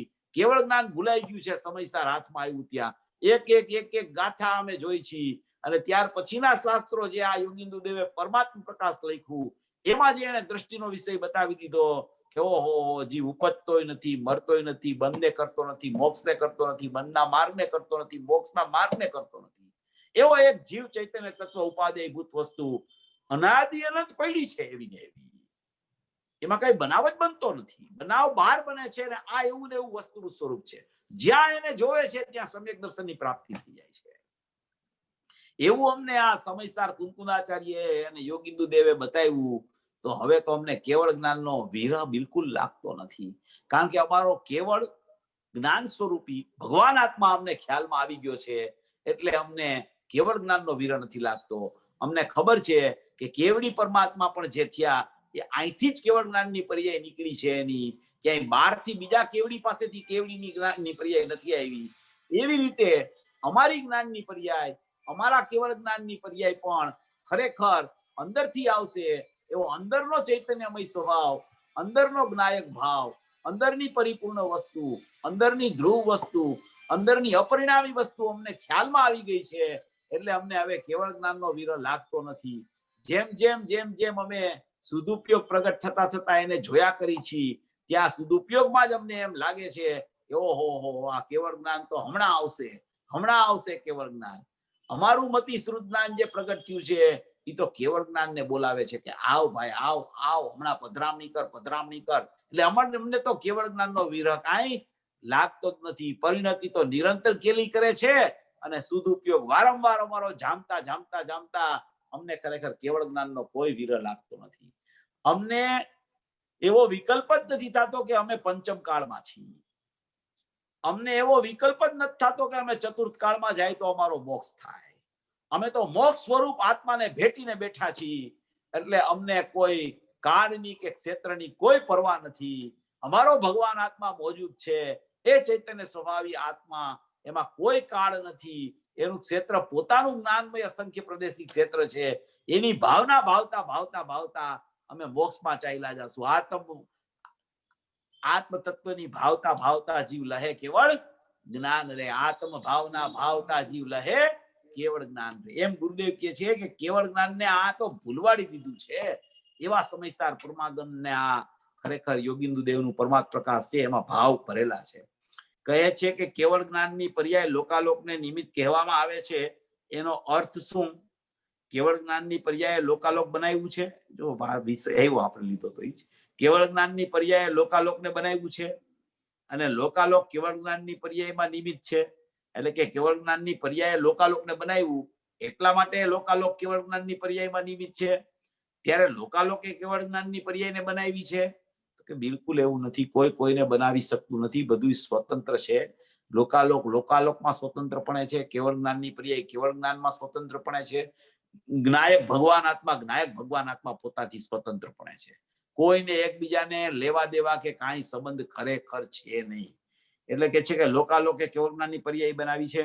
એ છે એવી વસ્તુ, બસ એ છે એવી વસ્તુ છે, બસ એવી વસ્તુ છે, બસ લોકાલોક છે, કેવળ જ્ઞાન છે, જ્ઞાયક ભાવ છે, બધી વસ્તુ પોતપોતામાં પોતાથી છે એવી વસ્તુ છે, બસ.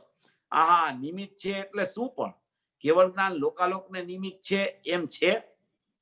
કેવળ જ્ઞાન લોકાલોકને નિમિત્ત છે એમ છે? તો શું કેવળ જ્ઞાને લોકાલોક બનાવ્યું છે?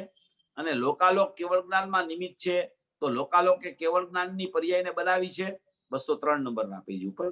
તો લોકાલોકે કેવળ જ્ઞાનની પર્યાયને બનાવી છે. આહા, સમજાણું કાંઈ? કાલે આવ્યું હતું ને, નિમિત્ત નહોતું આવ્યું. જીવ પરિણામને પ્રાપ્ત કરીને નિમિત્ત પૂતગલ પરિણામની પરિણતિ થાય છે. એટલે કે જીવ પરિણામને પ્રાપ્ત પામીને, નિમિત્ત પામીને પૂતગલ પરિણામની પરિણતિ થાય છે. અને પૂતગલ પરિણતિનું નિમિત્ત બનાવીને અહીંયા વિકાર થાય છે. એકબીજાને, પૂતગલને ને જીવને પરિણામમાં નિમિત્ત નૈમિત્તિક સંબંધ છે એની ચર્ચા કરે છે. કે કોઈ પણ જીવના પરિણામ વિકારી પરિણામ હોય તો એવા વિકારી પરિણામનું નિમિત્ત પામી અને અહીંયા કર્મનો બંધ થાય. અને અહીંયા જે વિકારી પરિણામ જે થયા એ કર્મના લક્ષ્ય, કર્મના નિમિત્તે અહીંયા ઉત્પન્ન થાય. અને પૂતગલ પરિણતિનું નિમિત્ત બનાવીને અહીંયા વિકાર થાય છે. એનો અર્થ શું? શું કર્મના ઉદયે વિકાર કર્યો? વિકાર કર્યો તો એને કર્મબંધની પર્યાય કરી. તો કેટલું બધું ગુરુદેવ, કેટલી બધી પોતાને પણ કેવળ જ્ઞાનની પર્યાયને સિદ્ધ કરવા માટે, નિમિત્ત નૈમિત્તિક સિદ્ધ કરવા માટે કેટલા બધા નીચે ઉતરીને ગુરુદેવ વાત કરે છે. કર્મની સત્તા સુધી ચાલ્યા જાય છે. કારણ કે અનાદિના અજ્ઞાની જીવને, અપ્રતિબુદ્ધ જીવને બોધ આપવો છે. એને કેમેય કરીને સમજાવવો છે કે વિભાવ રૂપ વિકાર તારી જીવની પર્યાયમાં થાય છે, એમાં પણ કર્મનો કાંઈ હસ્તક્ષેપ નથી. એ નિમિત્તપણું તો એટલા માટે કીધું છે કે અહીંયા વિકાર થઈ ગયો ત્યારે જીવ એનો વિકારનો કરતા નથી, એટલે એને નિમિત્ત સાપેક્ષતા બતાવી અને નિમિત્તનું જ્ઞાન કરાવે છે. એટલા માટે એને કર્મની સત્તાનું જ્ઞાન કરાવવું પડે છે. કર્મની કાંઈ સ્થિતિને સંબંધ નથી લેવા દેવા. દ્રવ્ય જ બે જુદા છે. જીવ દ્રવ્ય જુદું છે ને પૂતગલ દ્રવ્ય જુદું છે. જીવ દ્રવ્યમાં જીવ તત્વ રહેલું છે. એ જીવ તત્વ ને જીવ તત્વના પરિણામ એ બેયને પણ જુદાઈ છે. તો કર્મ સાથે સંબંધની તો ક્યાં ચર્ચા આવે છે? નિમિત્ત નૈમિત્તિક સંબંધ બે દ્રવ્યની બે પર્યાય વચ્ચે કહેવાય, પણ ખરેખર કર્મ રૂપે પરિણમે ત્યાં પોતાની સત્તામાં, અને કર્મ જ અકર્મ રૂપે પોતાની સત્તામાં પરિણમે. અહીંયા જીવ પોતાની સત્તામાં વિકાર રૂપે પરિણમે અને વિકારનો અભાવ કરીને શુદ્ધાત્માના આશ્રયે અવિકારી પરિણામ રૂપે પોતે પરિણમે. કોઈ સંબંધ બીજા દ્રવ્ય સાથે ખરેખર જીવને કે જીવના પરિણામને બિલકુલ હોતો નથી. જો એક સમય માટે પણ સંબંધ બાંધો બીજા દ્રવ્ય સાથે તો એ જીવને ખરેખર કોઈ દિવસ જીવ ખ્યાલમાં નહીં આવે. એમ અહીંયા સિદ્ધ કરે છે. જો સ્વતંત્રતા સિદ્ધ કરે છે કે શું કર્મના ઉદયે વિકાર કર્યો તો એને કર્મબંધની પર્યાય કરી. આહા, એ ગાથાની તકરાર તો પહેલેથી આવી છે. ઘણા વર્ષ પહેલા નિમિત્ત પ્રાપ્ત કરીને આમ થાય છે. પણ નિમિત્ત પ્રાપ્ત કરીને એનો અર્થ શું? વિકારી પરિણામ છે અને સામે કર્મબંધની પર્યાય પોતાથી થાય છે. કોઈ આગળ પાછળ નથી કે નિમિત્ત આવ્યું અને અહીં કર્મની પર્યાય થઈ એમ છે, કે કર્મનો ઉદય આવ્યો અને અહીં વિકાર થયો એમ છે. એ તો ત્યાં નિમિત્ત છે એટલે વિકાર પોતાથી થયો છે. તો શું કે છે? નિમિત્ત છે એટલે વિકાર શું થયો છે? પોતાથી થયો છે વિકાર. નિમિત્ત છે અને વિકાર તો કેવી રીતે થયો છે? તો કે પોતાથી થયો છે. એને ખરેખર નિમિત્ત છે એટલે કે વિકાર, નિમિત્તને કારણે વિકાર નથી થયો, નિમિત્તથી વિકાર નથી થયો, નિમિત્ત છે માટે વિકાર નથી થયો, નિમિત્તનું લક્ષ કર્યું માટે આ વિકાર થયો છે એવું પણ ખરેખર નથી. વિકાર થવાનો હોય ત્યારે થયો ત્યારે એમ કહેવામાં આવે કે નિમિત્તનું લક્ષ. એટલે નિમિત્ત સાથે બિલકુલ સંબંધ કાંઈ છે જ નહીં. જો નિમિત્તનો સંબંધ જોડે જીવ તો ખરેખર એને ઉપાદાન ખરેખર છે ને ખ્યાલમાં એને આવતું જ નથી. એવી કોઈ ચર્ચા આમાં, એટલી બધી સુંદર ચર્ચાઓ અમુક તો પૂજ્ય ગુરુદેવ શ્રીની આવતી હોય છે. આ નિમિત્ત નૈમિત્તિક સંબંધ જે જયારે સિદ્ધ કરતા હોય ને ત્યારે એક વસ્તુ બહુ ખ્યાલમાં રાખવા જેવી છે કે કોઈ પણ સમયે જીવના પરિણામમાં નિમિત્ત નૈમિતિક સંબંધ અવશ્ય હોય છે અને એ જ સમયે પોતાના પરિણામમાં સ્વાધીનતા પણ સ્વતંત્ર હોય છે. કોઈ પણ સમયે નિમિત્ત નૈમિતિક સંબંધ પણ હોય છે અને તે જ સમયે તે જ પરિણામની સ્વતંત્રતા પણ તે જ સમયે ત્યાં હોય છે. એનો અર્થ શું કે કોઈ પણ પરિણામ છે એ સત છે. પહેલામાં પહેલા જ્યાં સુધી વિકારને પણ સત તરીકે જીવ નથી જોતો ને ત્યાં સુધી ખરેખર એને નિમિત્ત નૈમિતિક સંબંધનો વ્યવહારમાંથી નીકળવું ખરેખર બની શકતું જ નથી. પરિણામને જ્યાં સુધી નિરપેક્ષ ન જોવે, પરિણામને જ્યાં સુધી સતપણે ન જોવે ત્યાં સુધી ખરેખર નિમિત્તનું લક્ષ ગયા વગર રહેતું જ નથી. તો એને એમ વિચાર આવે છે કે ભાઈ અશુદ્ધતા કેમ થયા કરે છે, નિમિત્ત ન હોય તો અશુદ્ધતા થાય જ નહીં ને, અહીંયા નિમિત્ત છે માટે તો અહીંયા અશુદ્ધતા થઈ છે. તો કે પહેલામાં પહેલા પરિણામને સત જોતા શીખી જા. હમણાં આવ્યું ઉત્પાદ સત, વ્યય સત, ધ્રુવ સત.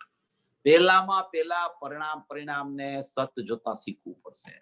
સત ખ્યાલમાં આવશે, નિરપેક્ષતા ખ્યાલમાં આવશે, ત્યારે પછી એમ કે નિરપેક્ષ પરિણામ છે તો પણ રાગ કેમ થાય છે, મિથ્યાત્વ કેમ થાય છે, ત્યારે એને વિચાર આવે તો નિમિત્ત ખરેખર કોણ છે એનો વિકલ્પ એને આવશે. પણ પહેલામાં પહેલા તો એને સતથી પરિણામને જોવા પડશે. જ્યાં સુધી પરિણામને સતપણે જોતા નહીં શીખે ત્યાં સુધી આ નિમિત્ત નૈમિતિક સંબંધનો વ્યવહાર ઉભો થશે અને એ વ્યવહાર ઉભો થશે ને એ ખરેખર તો અજ્ઞાન છે. અજ્ઞાન એ ખરેખર તો અજ્ઞાનમાં જ જાય છે. એટલે કર્તા કર્મની ભ્રાંતિ નિમિત્ત નૈમિતિક સંબંધથી જ ખરેખર ઉત્પન્ન થાય છે. જ્ઞાન હોય ને, જ્ઞાનમાં કોઈ સમજી લ્યો કે જ્ઞાનમાં કોઈ વિપરીતતા થઈ ગઈ, જ્ઞાનમાં મિથ્યા જ્ઞાન થઈ ગયું. તો મિથ્યા જ્ઞાન થયું ને તો એ મિથ્યા જ્ઞાનમાં નિયમથી સામે મોહનીનો સંબંધ હોય. અજ્ઞાન થયું, અજ્ઞાન દશામાં મોહની કર્મ જ નિમિત્ત પડતું હોય. મોહની કર્મ જ એમાં નિમિત્ત પડે. હવે જ્ઞાનની કોઈ હીણી દશા કે કોઈ વૃદ્ધિગત દશા થાય, હીણી દશા અને વૃદ્ધિગત દશા થાય, એમાં જ્ઞાનાવરણી કર્મનો ઉદય હોય. સમજો જરા, સમજવા જેવી વાત છે. આ નિમિત્ત નૈમિતિક સંબંધની ચર્ચા ચાલે છે. જ્ઞાનનું વિપરીતપણું થઈ ગયું, જ્ઞાનની મિથ્યા જ્ઞાન પ્રગટ થઈ ગયું, વિપરીત જ્ઞાન પ્રગટ થઈ ગયું. તો એ વિપરીત જ્ઞાન પ્રગટ થાય નિયમથી. એ વિપરીત જ્ઞાનમાં નિયમથી મોહની કર્મ જોડાયેલું હોય. નિમિત્તપણે મોહની કર્મનો સંબંધ હોય. અહીંયા મોહનીનો કર્મનો સંબંધ તો દર્શનમો ચારિત્રમો હોય તો શ્રદ્ધા અને ચારિત્રની પર્યાયને લાગુ પડે. પણ એ શ્રદ્ધા અને ચારિત્રની પર્યાયને લાગુ પડે એ સમયે અહીંયા અજ્ઞાન ભાવની ઉત્પત્તિ થઈ. તો એવા વિપરીત જ્ઞાનમાં મોહની કર્મને નિમિત્ત કહેવાય. આ ગુરુદેવે કીધેલી વાત કરું છું. પછી જ્ઞાનમાં વધઘટ થયા કરે, ઓછું વધતું જ્ઞાન થાય. અમુક જાણવું થાય ને અમુક ન થાય. જેમ કે સમ્ય જ્ઞાનમાં અમુક જાણવું થાય, કેવળ જ્ઞાનમાં પૂરું જાણવું થાય. ત્યાં શું નિમિત્ત હોય કે ત્યાં જ્ઞાનાવરણી કર્મનો ઉદય નિમિત્ત હોય. વિપરીત જ્ઞાનમાં મોહની કર્મ નિમિત્ત પડે, વધતા ઓછા જ્ઞાનમાં જ્ઞાનાવરણી કર્મનો નિમિત્ત પડે. આ થોડુંક નિમિત્ત નૈમિતિક સંબંધનો વિચાર કરીને જ્ઞાનમાં બેસાડવા જેવું છે. પણ પહેલામાં પહેલા સત જોતા શીખવું પડશે. ઉદયાધીન સ્થિતિને જોવા પહેલા પરિણામની સતપણાની સ્થિતિ પહેલા જોવી પડશે. જ્યાં સુધી પરિણામની સતપણાની સ્થિતિ નહીં બેસે ત્યાં સુધી નિમિત્ત નૈમિતિક સંબંધનો વ્યવહાર ઉત્પન્ન થયા કરશે. તો એમાં કર્તા કર્મની ભ્રાંતિ એને થયા વિના રહેશે જ નહીં. એમ અહીંયા કહેવા માંગે છે. આખી ચર્ચા જે આવી છે ને એમાં નિમિત્ત નૈમિતિક સંબંધથી આખી ચર્ચા અહીંયા કહેવા માંગે છે. એટલે આ નિમિત્ત નૈમિતિક સંબંધ નો ભ્રમ તો અનાદિથી જીવને ચાલી જ રહ્યો છે અને એ ખરેખર છૂટવો મુશ્કેલ છે. જ્યાં સુધી સ્વતંત્રપણે નહીં જોવે પોતાના પરિણામને ત્યાં સુધી નિમિત્ત નૈમિતિક સંબંધનો વ્યવહાર નહીં છૂટે. એ ગાથાની તકરાર પહેલેથી આવી છે. ઘણા વર્ષ પહેલા નિમિત્ત પ્રાપ્ત કરીને આમ થાય છે, પણ નિમિત્ત પ્રાપ્ત કરીને એનો અર્થ શું? વિકારી પરિણામ છે અને સામે કર્મની પર્યાય પોતાથી થાય છે. કોઈ આગળ પાછળ નથી કે નિમિત્ત આવ્યું અને અહીં કર્મની પર્યાય થઈ એમ છે, કે નિમિત્ત આવ્યું એટલે અહીં કર્મની પર્યાય થઈ એમ છે, કે કર્મનો ઉદય આવ્યો અને અહીં વિકાર થયો એમ છે. એ ત્યાં નિમિત્ત છે. વિકાર તો પોતાથી થયો છે. વિકાર પોતાથી થયો એટલે પોતાના દ્રવ્ય ગુણ પર્યાય પોતામાં છે. પૂતગલના દ્રવ્ય ગુણ પર્યાય, પર્યાય એનામાં છે, નિમિત્ત નૈમિત્તિક સંબંધ છે, એ ખરેખર વ્યવહાર છે, નિમિત્તથી કાંઈ ઉપાદાનમાં થતું નથી, અને અહીંયા કોઈ વિકાર થયો માટે અહીંયા કર્મ બંધાય છે, ખરેખર એવું પણ નથી. થાય છે એમ કે અહીંયા વિકાર થાય ત્યારે કર્મનો બંધ તો થાય છે ત્યાં, પણ એ કર્મનો બંધ થાય છે એ વિકારને કારણે અહીંયા થાય છે એમ નથી. અહીંયા એ વિકારનું નિમિત્તપણું છે, ત્યાં પોતાની કર્મની સ્વતંત્રપણે કર્મ બંધાવાનો સ્વકાળ છે, અને અહીંયા અવિકારી પરિણામ થાય તો અહીંયા સ્વતંત્રપણે કર્મનો અકર્મ રૂપે પરિણમવાનો સ્વકાળ છે. કોઈ બે દ્રવ્યને ખરેખર બે પરિણામ વચ્ચે પણ બિલકુલ સંબંધ હોતો નથી એમ અહીંયા સિદ્ધ કરે છે. પછી એનો કર્તા ક્યાં છે, કે પરિણામનો કર્તા ક્યાં છે, નિમિત્તનો કર્તા ક્યાં છે, નિમિત્તથી ક્યાં થાય છે, આવી વસ્તુ છે ભાઈ. માને ન માને સ્વતંત્ર જીવો છે, અનાદિકાળથી સત્યને શરણે ગયો નથી, સતનું શરણ લીધું જ નથી, અસતનું શરણ લીધું, શુભ અને અશુભ ભાવ ને આમ ને તેમ ને કરીને આ પ્રવચન પૂજ્ય ગુરુદેવ શ્રી પૂરું કરે છે. આપણે પૂરું કરીએ છીએ. 2 પેરેગ્રાફ છે, જોઈ લઈ. વિષય તો મૂળ વિષય તો ત્રિકાળી દ્રવ્યને સિદ્ધ કરવાનો જ આમાં ચાલ્યા કરે છે, પણ એની સાથે સાથે આખી અનુભવની ચર્ચા પણ ગુરુદેવે આમાં લીધી છે. એટલે આપણે એ રીતે આ વિષયને પણ વિચારમાં વારંવાર લીધા કરીએ છીએ, કારણ કે પૂજ્ય ગુરુદેવ શ્રીના પ્રવચનમાં જે રીતે આવતું હોય એ રીતે આપણે એના વિચાર કરવાથી આપણા જ્ઞાનમાં ખરેખર સ્પષ્ટતા ઘણી થાય છે. અહીં તો કહે છે કે પર્યાયનું જ શરણ નથી, પર્યાયનું શરણ જ નથી. પર્યાયનું શરણ તો જે દ્રવ્ય પર્યાયને કરતી નથી એ પર્યાયને દ્રવ્યનું શરણ છે. આપણે પર્યાયનું શરણ નથી, દ્રવ્યને પર્યાયનું શરણ નથી, પણ જે દ્રવ્ય પર્યાયને જ કરતું નથી એવી જે પર્યાય છે એ પર્યાયને દ્રવ્યનું શરણ છે, એ પર્યાયને દ્રવ્યનું શરણ છે. અમરચંદભાઈ, આહા, સમ્યક દર્શનની પર્યાયને દ્રવ્ય કરતું નથી, પણ સમ્યક દર્શનની પર્યાયને દ્રવ્યનું શરણ છે. તો કે શરણનો અર્થ શું? તો કે એની સન્મુખતા કઈ દ્રવ્યની, એને ખરેખર શરણ કહેવામાં આવે. તો કે સન્મુખ એટલે બીજું શું? તો કે કાંઈ દ્રવ્ય અને પર્યાય એક થઈ જાય છે. પર્યાય તો પર્યાયમાં રહીએ છે, અને પર્યાય પર્યાયમાં રહીને દ્રવ્યની શ્રદ્ધા કરે છે, પર્યાય પર્યાયમાં રહીને દ્રવ્યનું જ્ઞાન કરે છે, દ્રવ્યમાં ભળીને જ્ઞાન કરે છે. જો આ પાછી દ્રવ્ય પર્યાયની ભિન્નતાની ચર્ચા પાછી ગુરુદેવ એન્ડમાં પણ, પ્રવચનના એન્ડમાં પણ લે છે, કારણ કે આ પ્રવચનમાં આ ગાથામાં દ્રવ્ય પર્યાયની ભિન્નતા જ મુખ્યપણે બતાવી છે. શરણની વાત આવે તોય ખરેખર પર્યાય એકમેક ક્યારેય દ્રવ્ય સાથે થતી નથી. એ વસ્તુ જુદી છે કે જ્યારે અનુભૂતિની ચર્ચા બતાવવી હોય ત્યારે અનુભૂતિ અને અનુભૂતિનો વિષય જુદા નથી હોતા, પણ જ્યારે ત્રિકાળી દ્રવ્યથી ચર્ચા કરવી હોય ત્યારે એમાં નથી અનુભૂતિ, નથી બંધ, નથી મોક્ષ, કે નથી કોઈ અનુભૂતિના પરિણામ. કારણ કે ત્રિકાળી દ્રવ્ય છે એ શુદ્ધ પારિણામિક ભાવ છે, એમાં કોઈ પણ જાતના ઉત્પાદ વ્યયના પરિણામ કે બીજા 4 ભાવો ઔદયિક, ઔપસમિક, સહૌપસમિક, સાહિક, એમાંથી કોઈ ભાવો એમાં હોતા નથી. માટે અહીંયા એમ કહે છે કે સન્મુખ એટલે બીજું શું? કઈ પર્યાય દ્રવ્યમાં એક થઈ જાય છે, પર્યાય તો પર્યાયમાં રહે છે, પર્યાય પર્યાયમાં રહીને દ્રવ્યની શ્રદ્ધા કરે છે. પર્યાય પર્યાયમાં રહીને દ્રવ્યની શ્રદ્ધા કેવી રીતે કરતી હશે? કે પર્યાય પર્યાયમાંથી જ એવો એનો સ્વર ઉઠે છે કે હું જ દ્રવ્ય છું, એવો સ્વર ઉઠે છે ને, એનું નામ પર્યાય પર્યાયમાં રહીને દ્રવ્યની શ્રદ્ધા કરે છે. ત્યારે એને એમ કહેવાય કે દ્રવ્ય અને પર્યાયનો ભેદ વિકલ્પ છૂટી ગયો, દ્રવ્ય અને પર્યાય એવું બેપણું ન રહ્યું. ત્યારે એને ખરેખર પર્યાયમાં પર્યાય રહીને પર્યાયને દ્રવ્યની શ્રદ્ધા થઈ એમ કહેવામાં આવે. ખરેખર ત્યાં દ્રવ્ય પર્યાયનો કોઈ ભેદ જ ત્યારે રહેતો નથી. એ ઘણા દ્રષ્ટાંતથી સમયસારમાં આપણે પણ ઘણી વાર લઈ છીએ કે ભાઈ વહેતું પાણી હોય, એ પાણી વહેતું ક્યાંય દૂર ચાલ્યું જાય, પછી એ દૂર ચાલ્યું જાય અને દૂર ચાલતું પાણી હોય એ પાછું ઢાળવાળા માર્ગ દ્વારા વહી ગયું હોય, 94 કળશમાં આવે સમયસારમાં, ઢાળવાળા માર્ગ દ્વારા બહાર નીકળી ગયું હોય, અને એ પાણી પાછું વળીને જ્યારે એ પાણીમાં ભળી જાય, તો એ પાણીમાં ભળ્યું ત્યારે કયું પાણી બહાર ગયું હતું અને કયું પાણી ભળ્યું એવો કોઈ પાણીનો વિભાગ કોઈ જીવ પાડી નથી શકતો. એટલે અનુભૂતિના કાળમાં પર્યાયમાં રહીને હું શ્રદ્ધા કરું છું કે હું દ્રવ્ય છું એમ કહેવાનું તાત્પર્ય એમ છે કે અહીંયા દ્રવ્ય અને પર્યાયની ભિન્નતા બતાવવી છે, દ્રવ્યને સિદ્ધ કરવું છે. એટલે પર્યાય જ્યારે શ્રદ્ધા રૂપે પરિણમે, સમ્યક રૂપે પરિણમે, ત્યારે પણ પર્યાય પર્યાયમાં પર્યાય રહે છે ને દ્રવ્ય દ્રવ્યમાં રહે છે.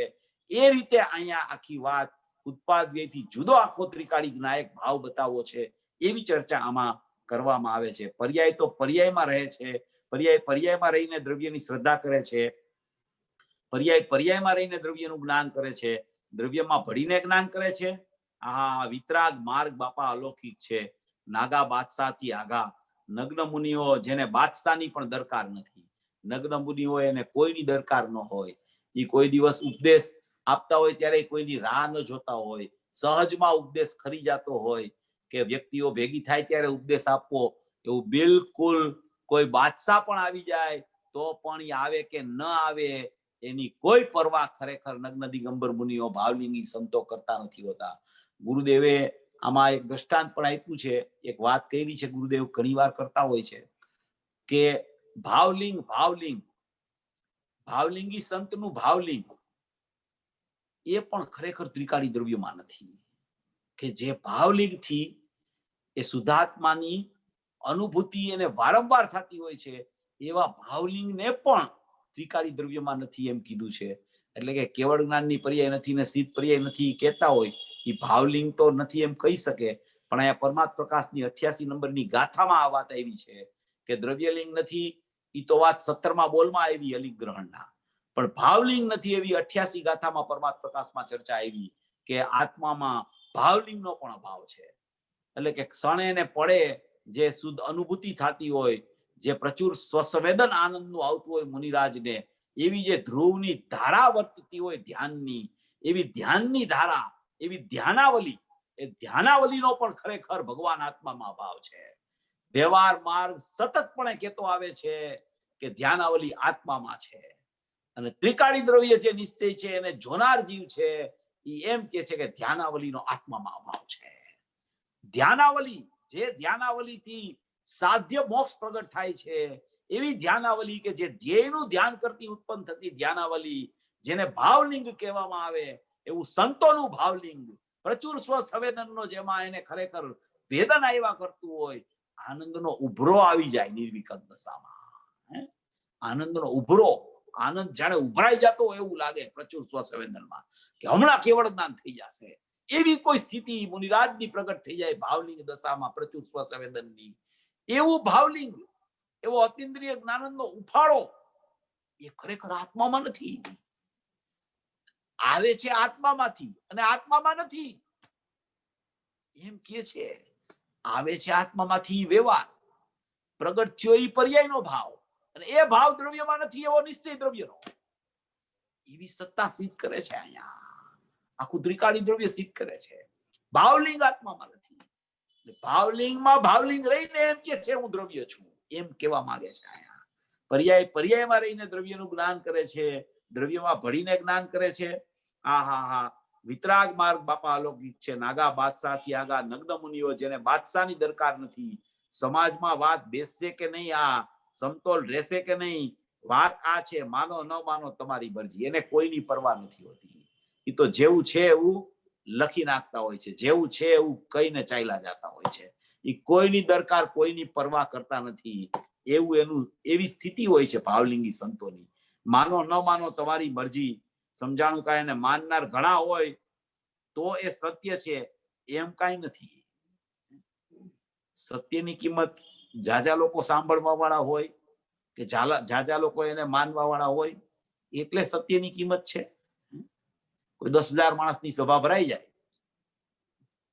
તો ઈ પ્રતિપાદન કરનારો સાચો જ હોય એવો નિયમ છે, અને કોઈ પ્રતિપાદન કરનારો હોય 10 જણા સાંભળતા હોય તો એનું પ્રતિપાદન ખોટું છે.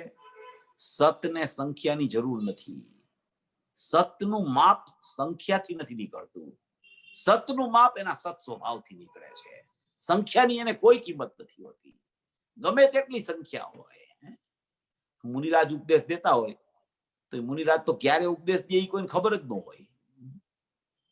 ગમે તેટલી વાર જીવ ત્યાં જઈને બેસે ને તો એ તો વાણી નીકળવાની હોય તો નીકળે, તો પોતા ધ્યાનમાં લીન થઈ જાય. એ તો ધ્યાનમાંથી ચ્યુત થાય અને એનો વિકલ્પ આવે બોલવાનો કઈ તો બોલે. હવે એની સામે એક જણો હોય તો એ તો બોલવા માંડે, તો કઈ અસત્ય છે એની. સાંભળવા વાળા ન હોય એટલે શું એની વાત બરાબર નથી? સતને કોઈ સંખ્યાની કિંમત નથી હોતી. ગમે તેટલા સાંભળવા વાળા હોય કે ન હોય, સત તો સત રહે છે. એટલે માનનાર ઘણા હોય તો એ સત્ય છે એમ કઈ નથી, સત્ય તો સત્ય જ છે. એસા કથન સુનકર શિષ્યને પ્રશ્ન કિયા. હવે અહીંથી નવો વિષય ચાલુ થાય છે. અત્યારે જે પૂરો થયો ને એ વિષય આપણો આખી ગાથા છે ને એનો 4 લીટીનો આપણે વિસ્તાર અત્યાર સુધીમાં કર્યો. ગાથાની માત્ર 4 લાઈનનો. હવે આ 5મી લાઈનથી હવે આ વિસ્તાર ગુરુદેવ ચાલુ કરે છે.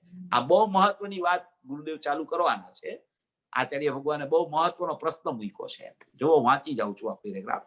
એસા કથન સુનકર શિષ્યને પ્રશ્ન કિયા. એમ કહ્યું ને કે બંધ બોક્સની પર્યાયનો દ્રવ્ય કરતા નથી. તો એને પ્રશ્ન થયો કે બંધ બોક્સની પર્યાયનો જો દ્રવ્ય કરતા જ ન હોય તો પછી બંધ બોક્સની જરૂર જ શું છે?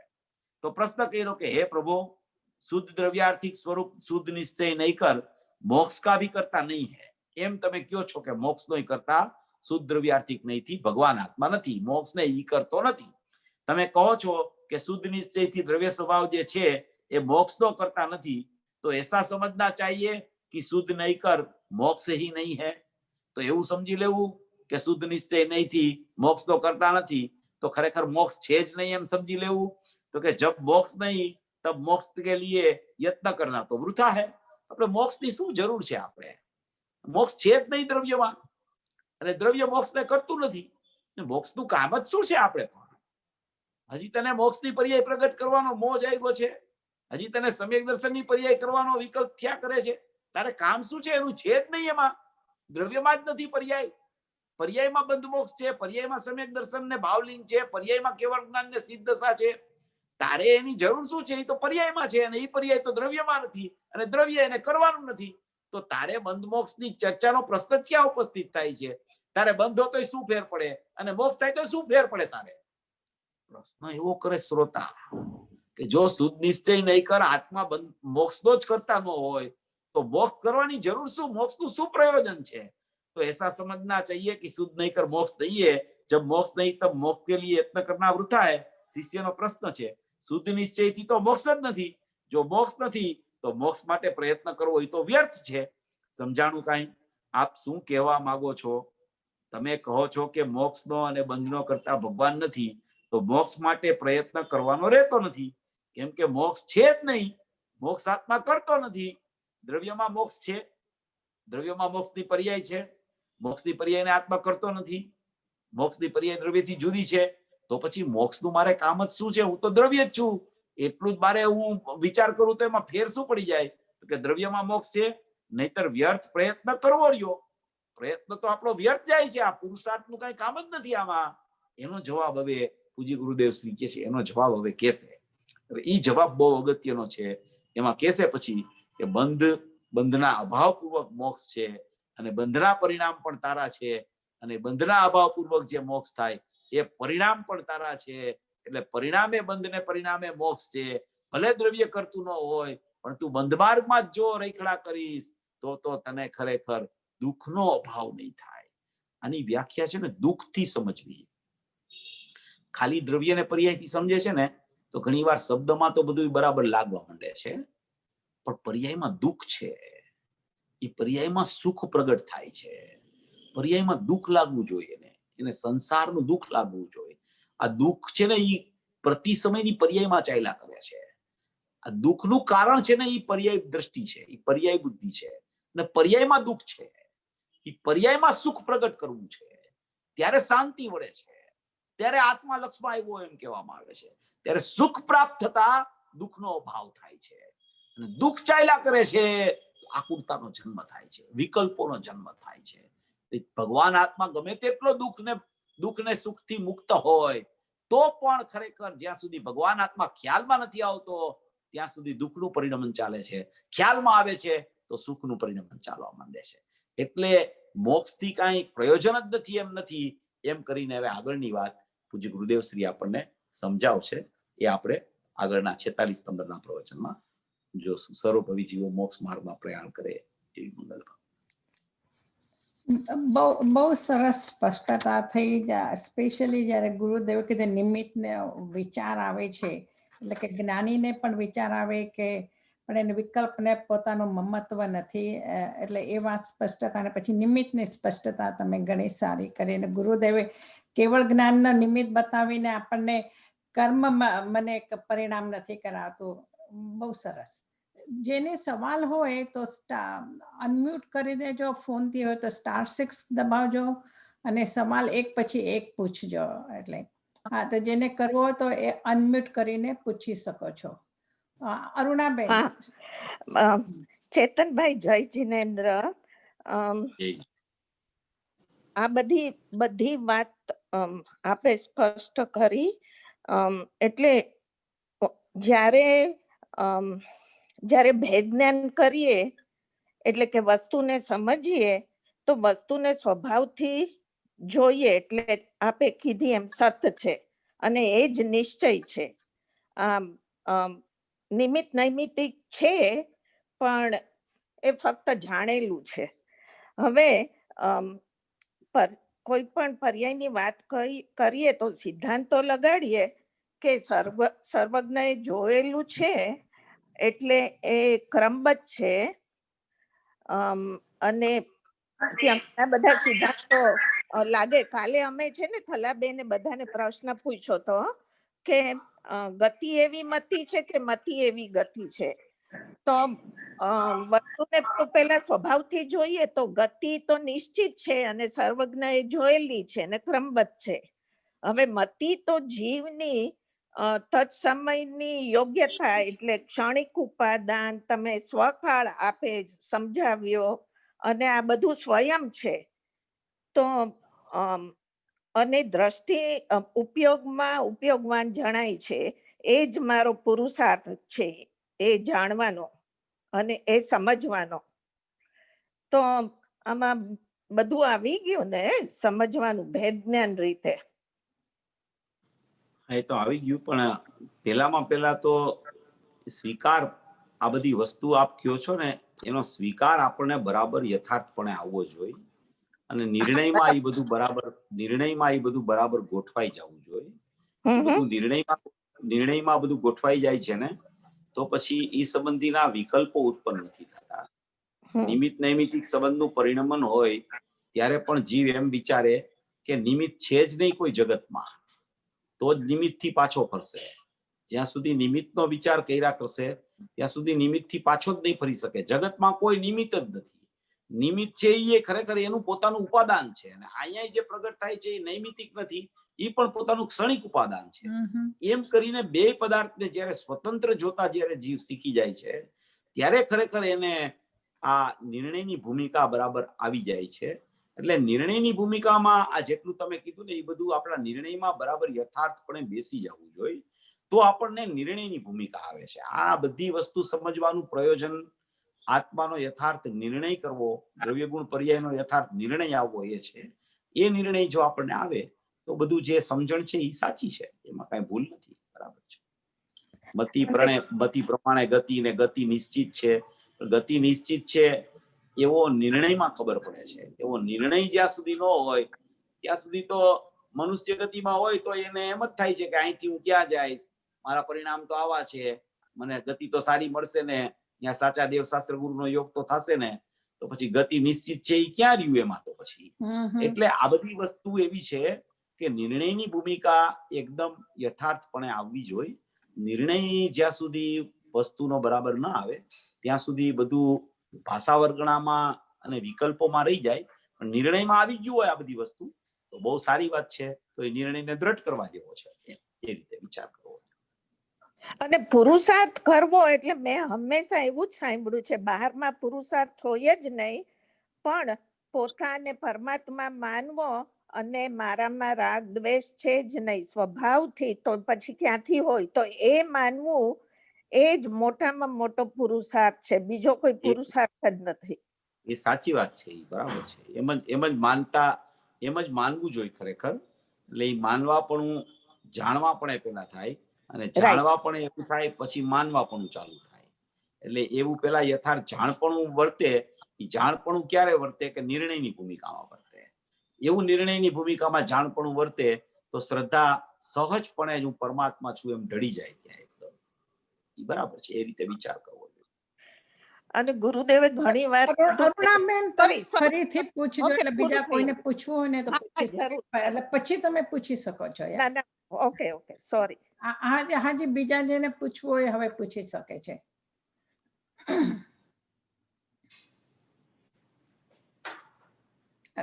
તમારે અનમ્યુટ કરવો પડશે યાર. હા ચેતનભાઈ, જય જિનેન્દ્ર. આપણે આ કેવળ જ્ઞાનની પર્યાય લોકાલોકને નિમિત્ત છે અને લોકાલોક છે એ કેવળ જ્ઞાનની પર્યાયમાં નિમિત્ત છે. હવે એક બાજુ મને બરાબર સમજાઈ જાય છે કે કેવળ જ્ઞાનની પર્યાય તો જ્ઞાનની પર્યાય જ્ઞાનથી પોતાથી છે ને એમાં જ્ઞેયો જે લોકાલોક જણાય છે એટલે એ કઈ લોકાલોકને હિસાબે જણાય છે એવું નથી, બંને સ્વતંત્ર છે. એટલે એ તો વાત બરાબર સમજાઈ જાય છે. પણ પહેલું જે આવ્યું ને કે ભગવાનનું કેવળ જ્ઞાન છે એ લોકાલોકને નિમિત્ત છે, તો એ કેવી રીતે સમજવું? એ કીધું ને એમાં અન્ય જીવ પણ આવે લોકાલોકમાં, તો અન્ય જીવમાં પણ કેવળ જ્ઞાન છે એવો ખ્યાલ આવે છે. એ અપેક્ષાએ એને લોકાલોકમાં કેવળ જ્ઞાન નિમિત્ત છે એમ કહેવાય. બીજો પોઈન્ટ એ પણ છે કે કોઈ પણ લોકાલોક છે એ લોકાલોક જેવડું મોટું છે, જેવડું એનું ક્ષેત્ર છે લોકાલોકનું, હવે એનું જ્ઞાન તો કેવળ જ્ઞાનમાં થાય છે.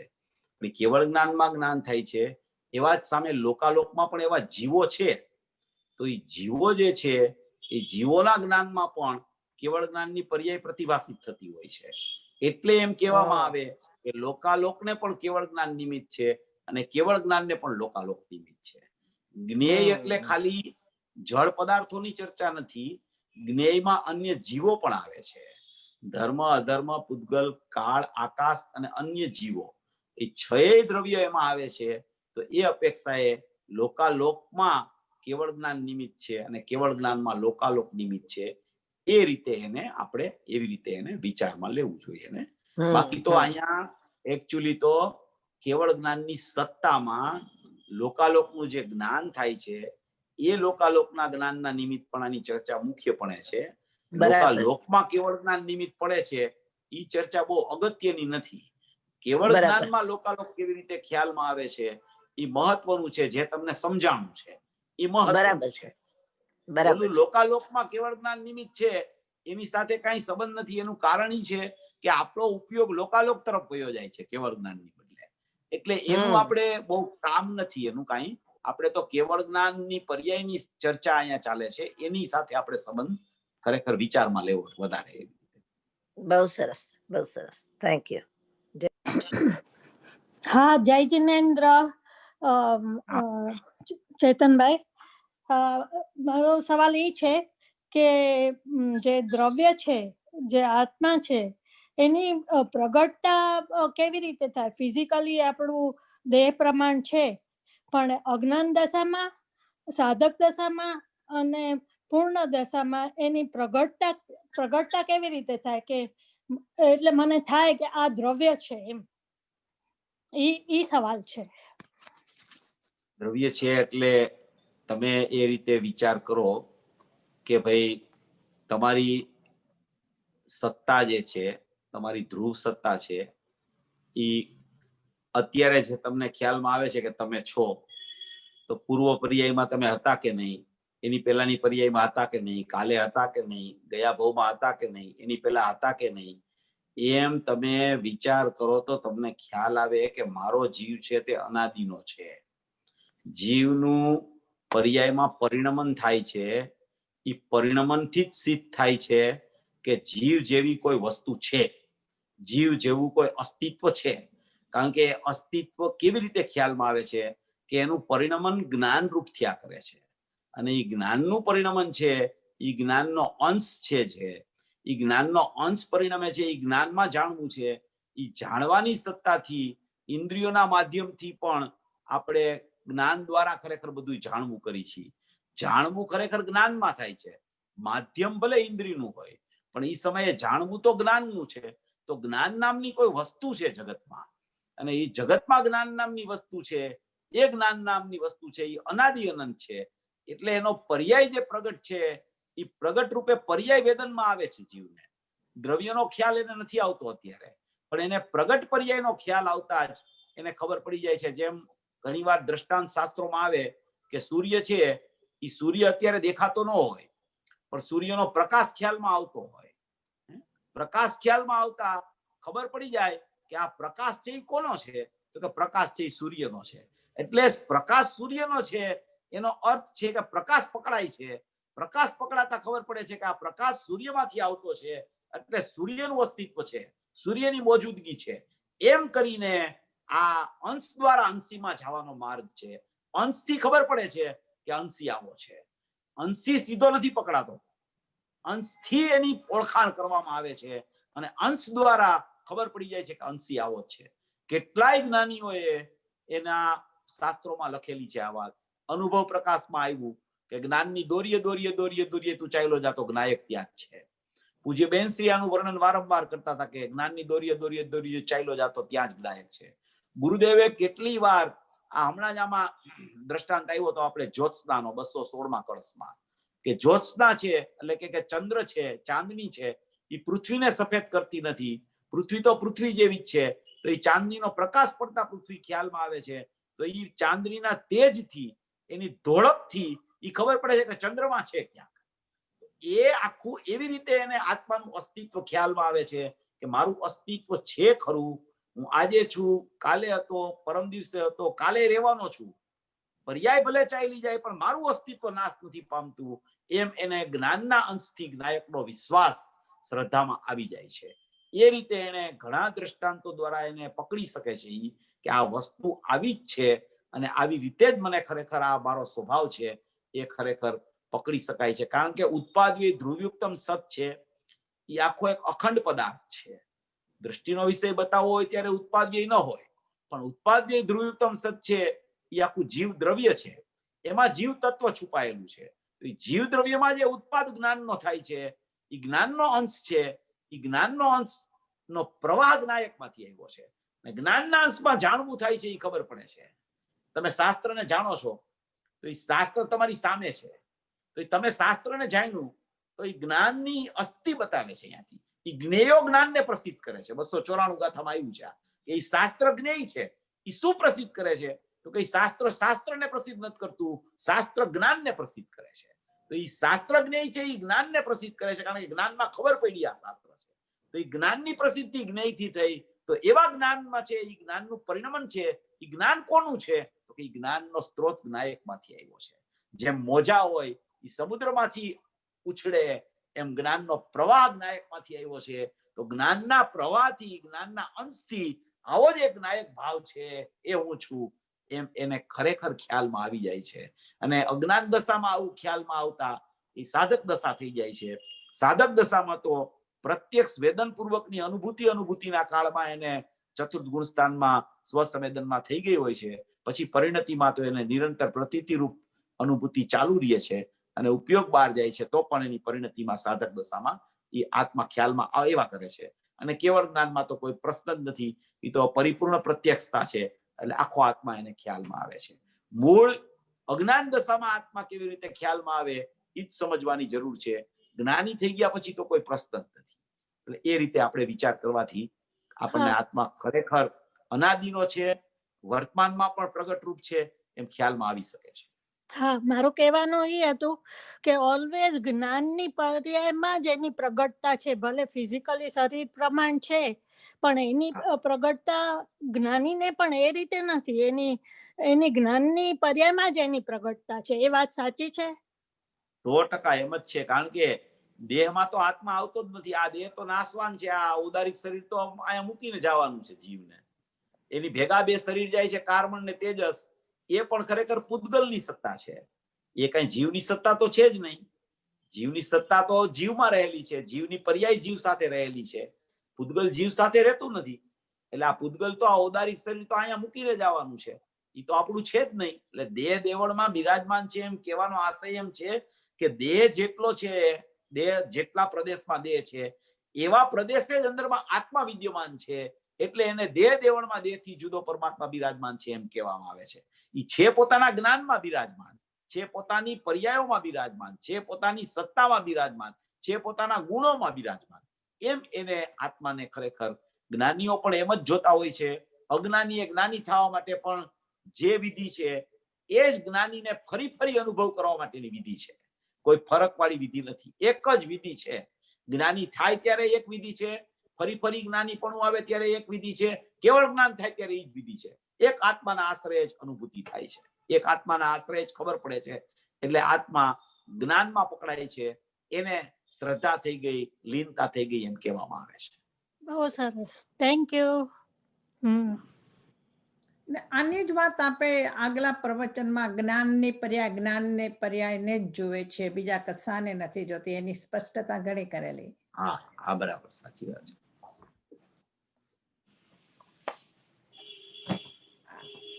જેને સવાલ હોય તો અનમ્યુટ કરજો, નહીં તો પછી આપણે અહીંયા પૂરું કરશું.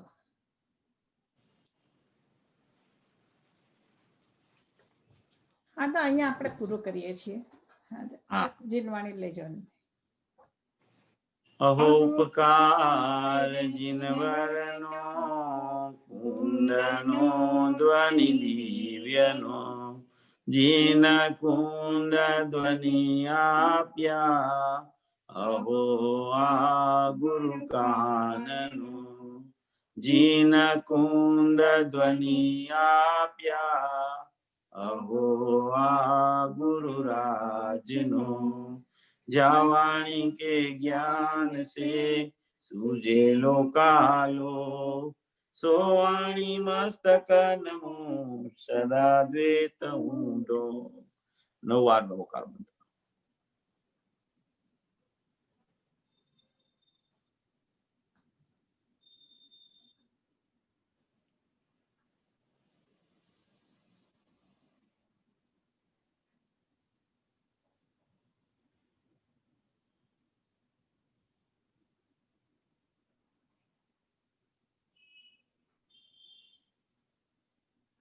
બોલો મંગલમય જીનવાણી માતનો. જય હો, જય અનંત અનંત અનંત શ્રી સદગુરુ દેવનો. જય હો. જય હો. જય હો.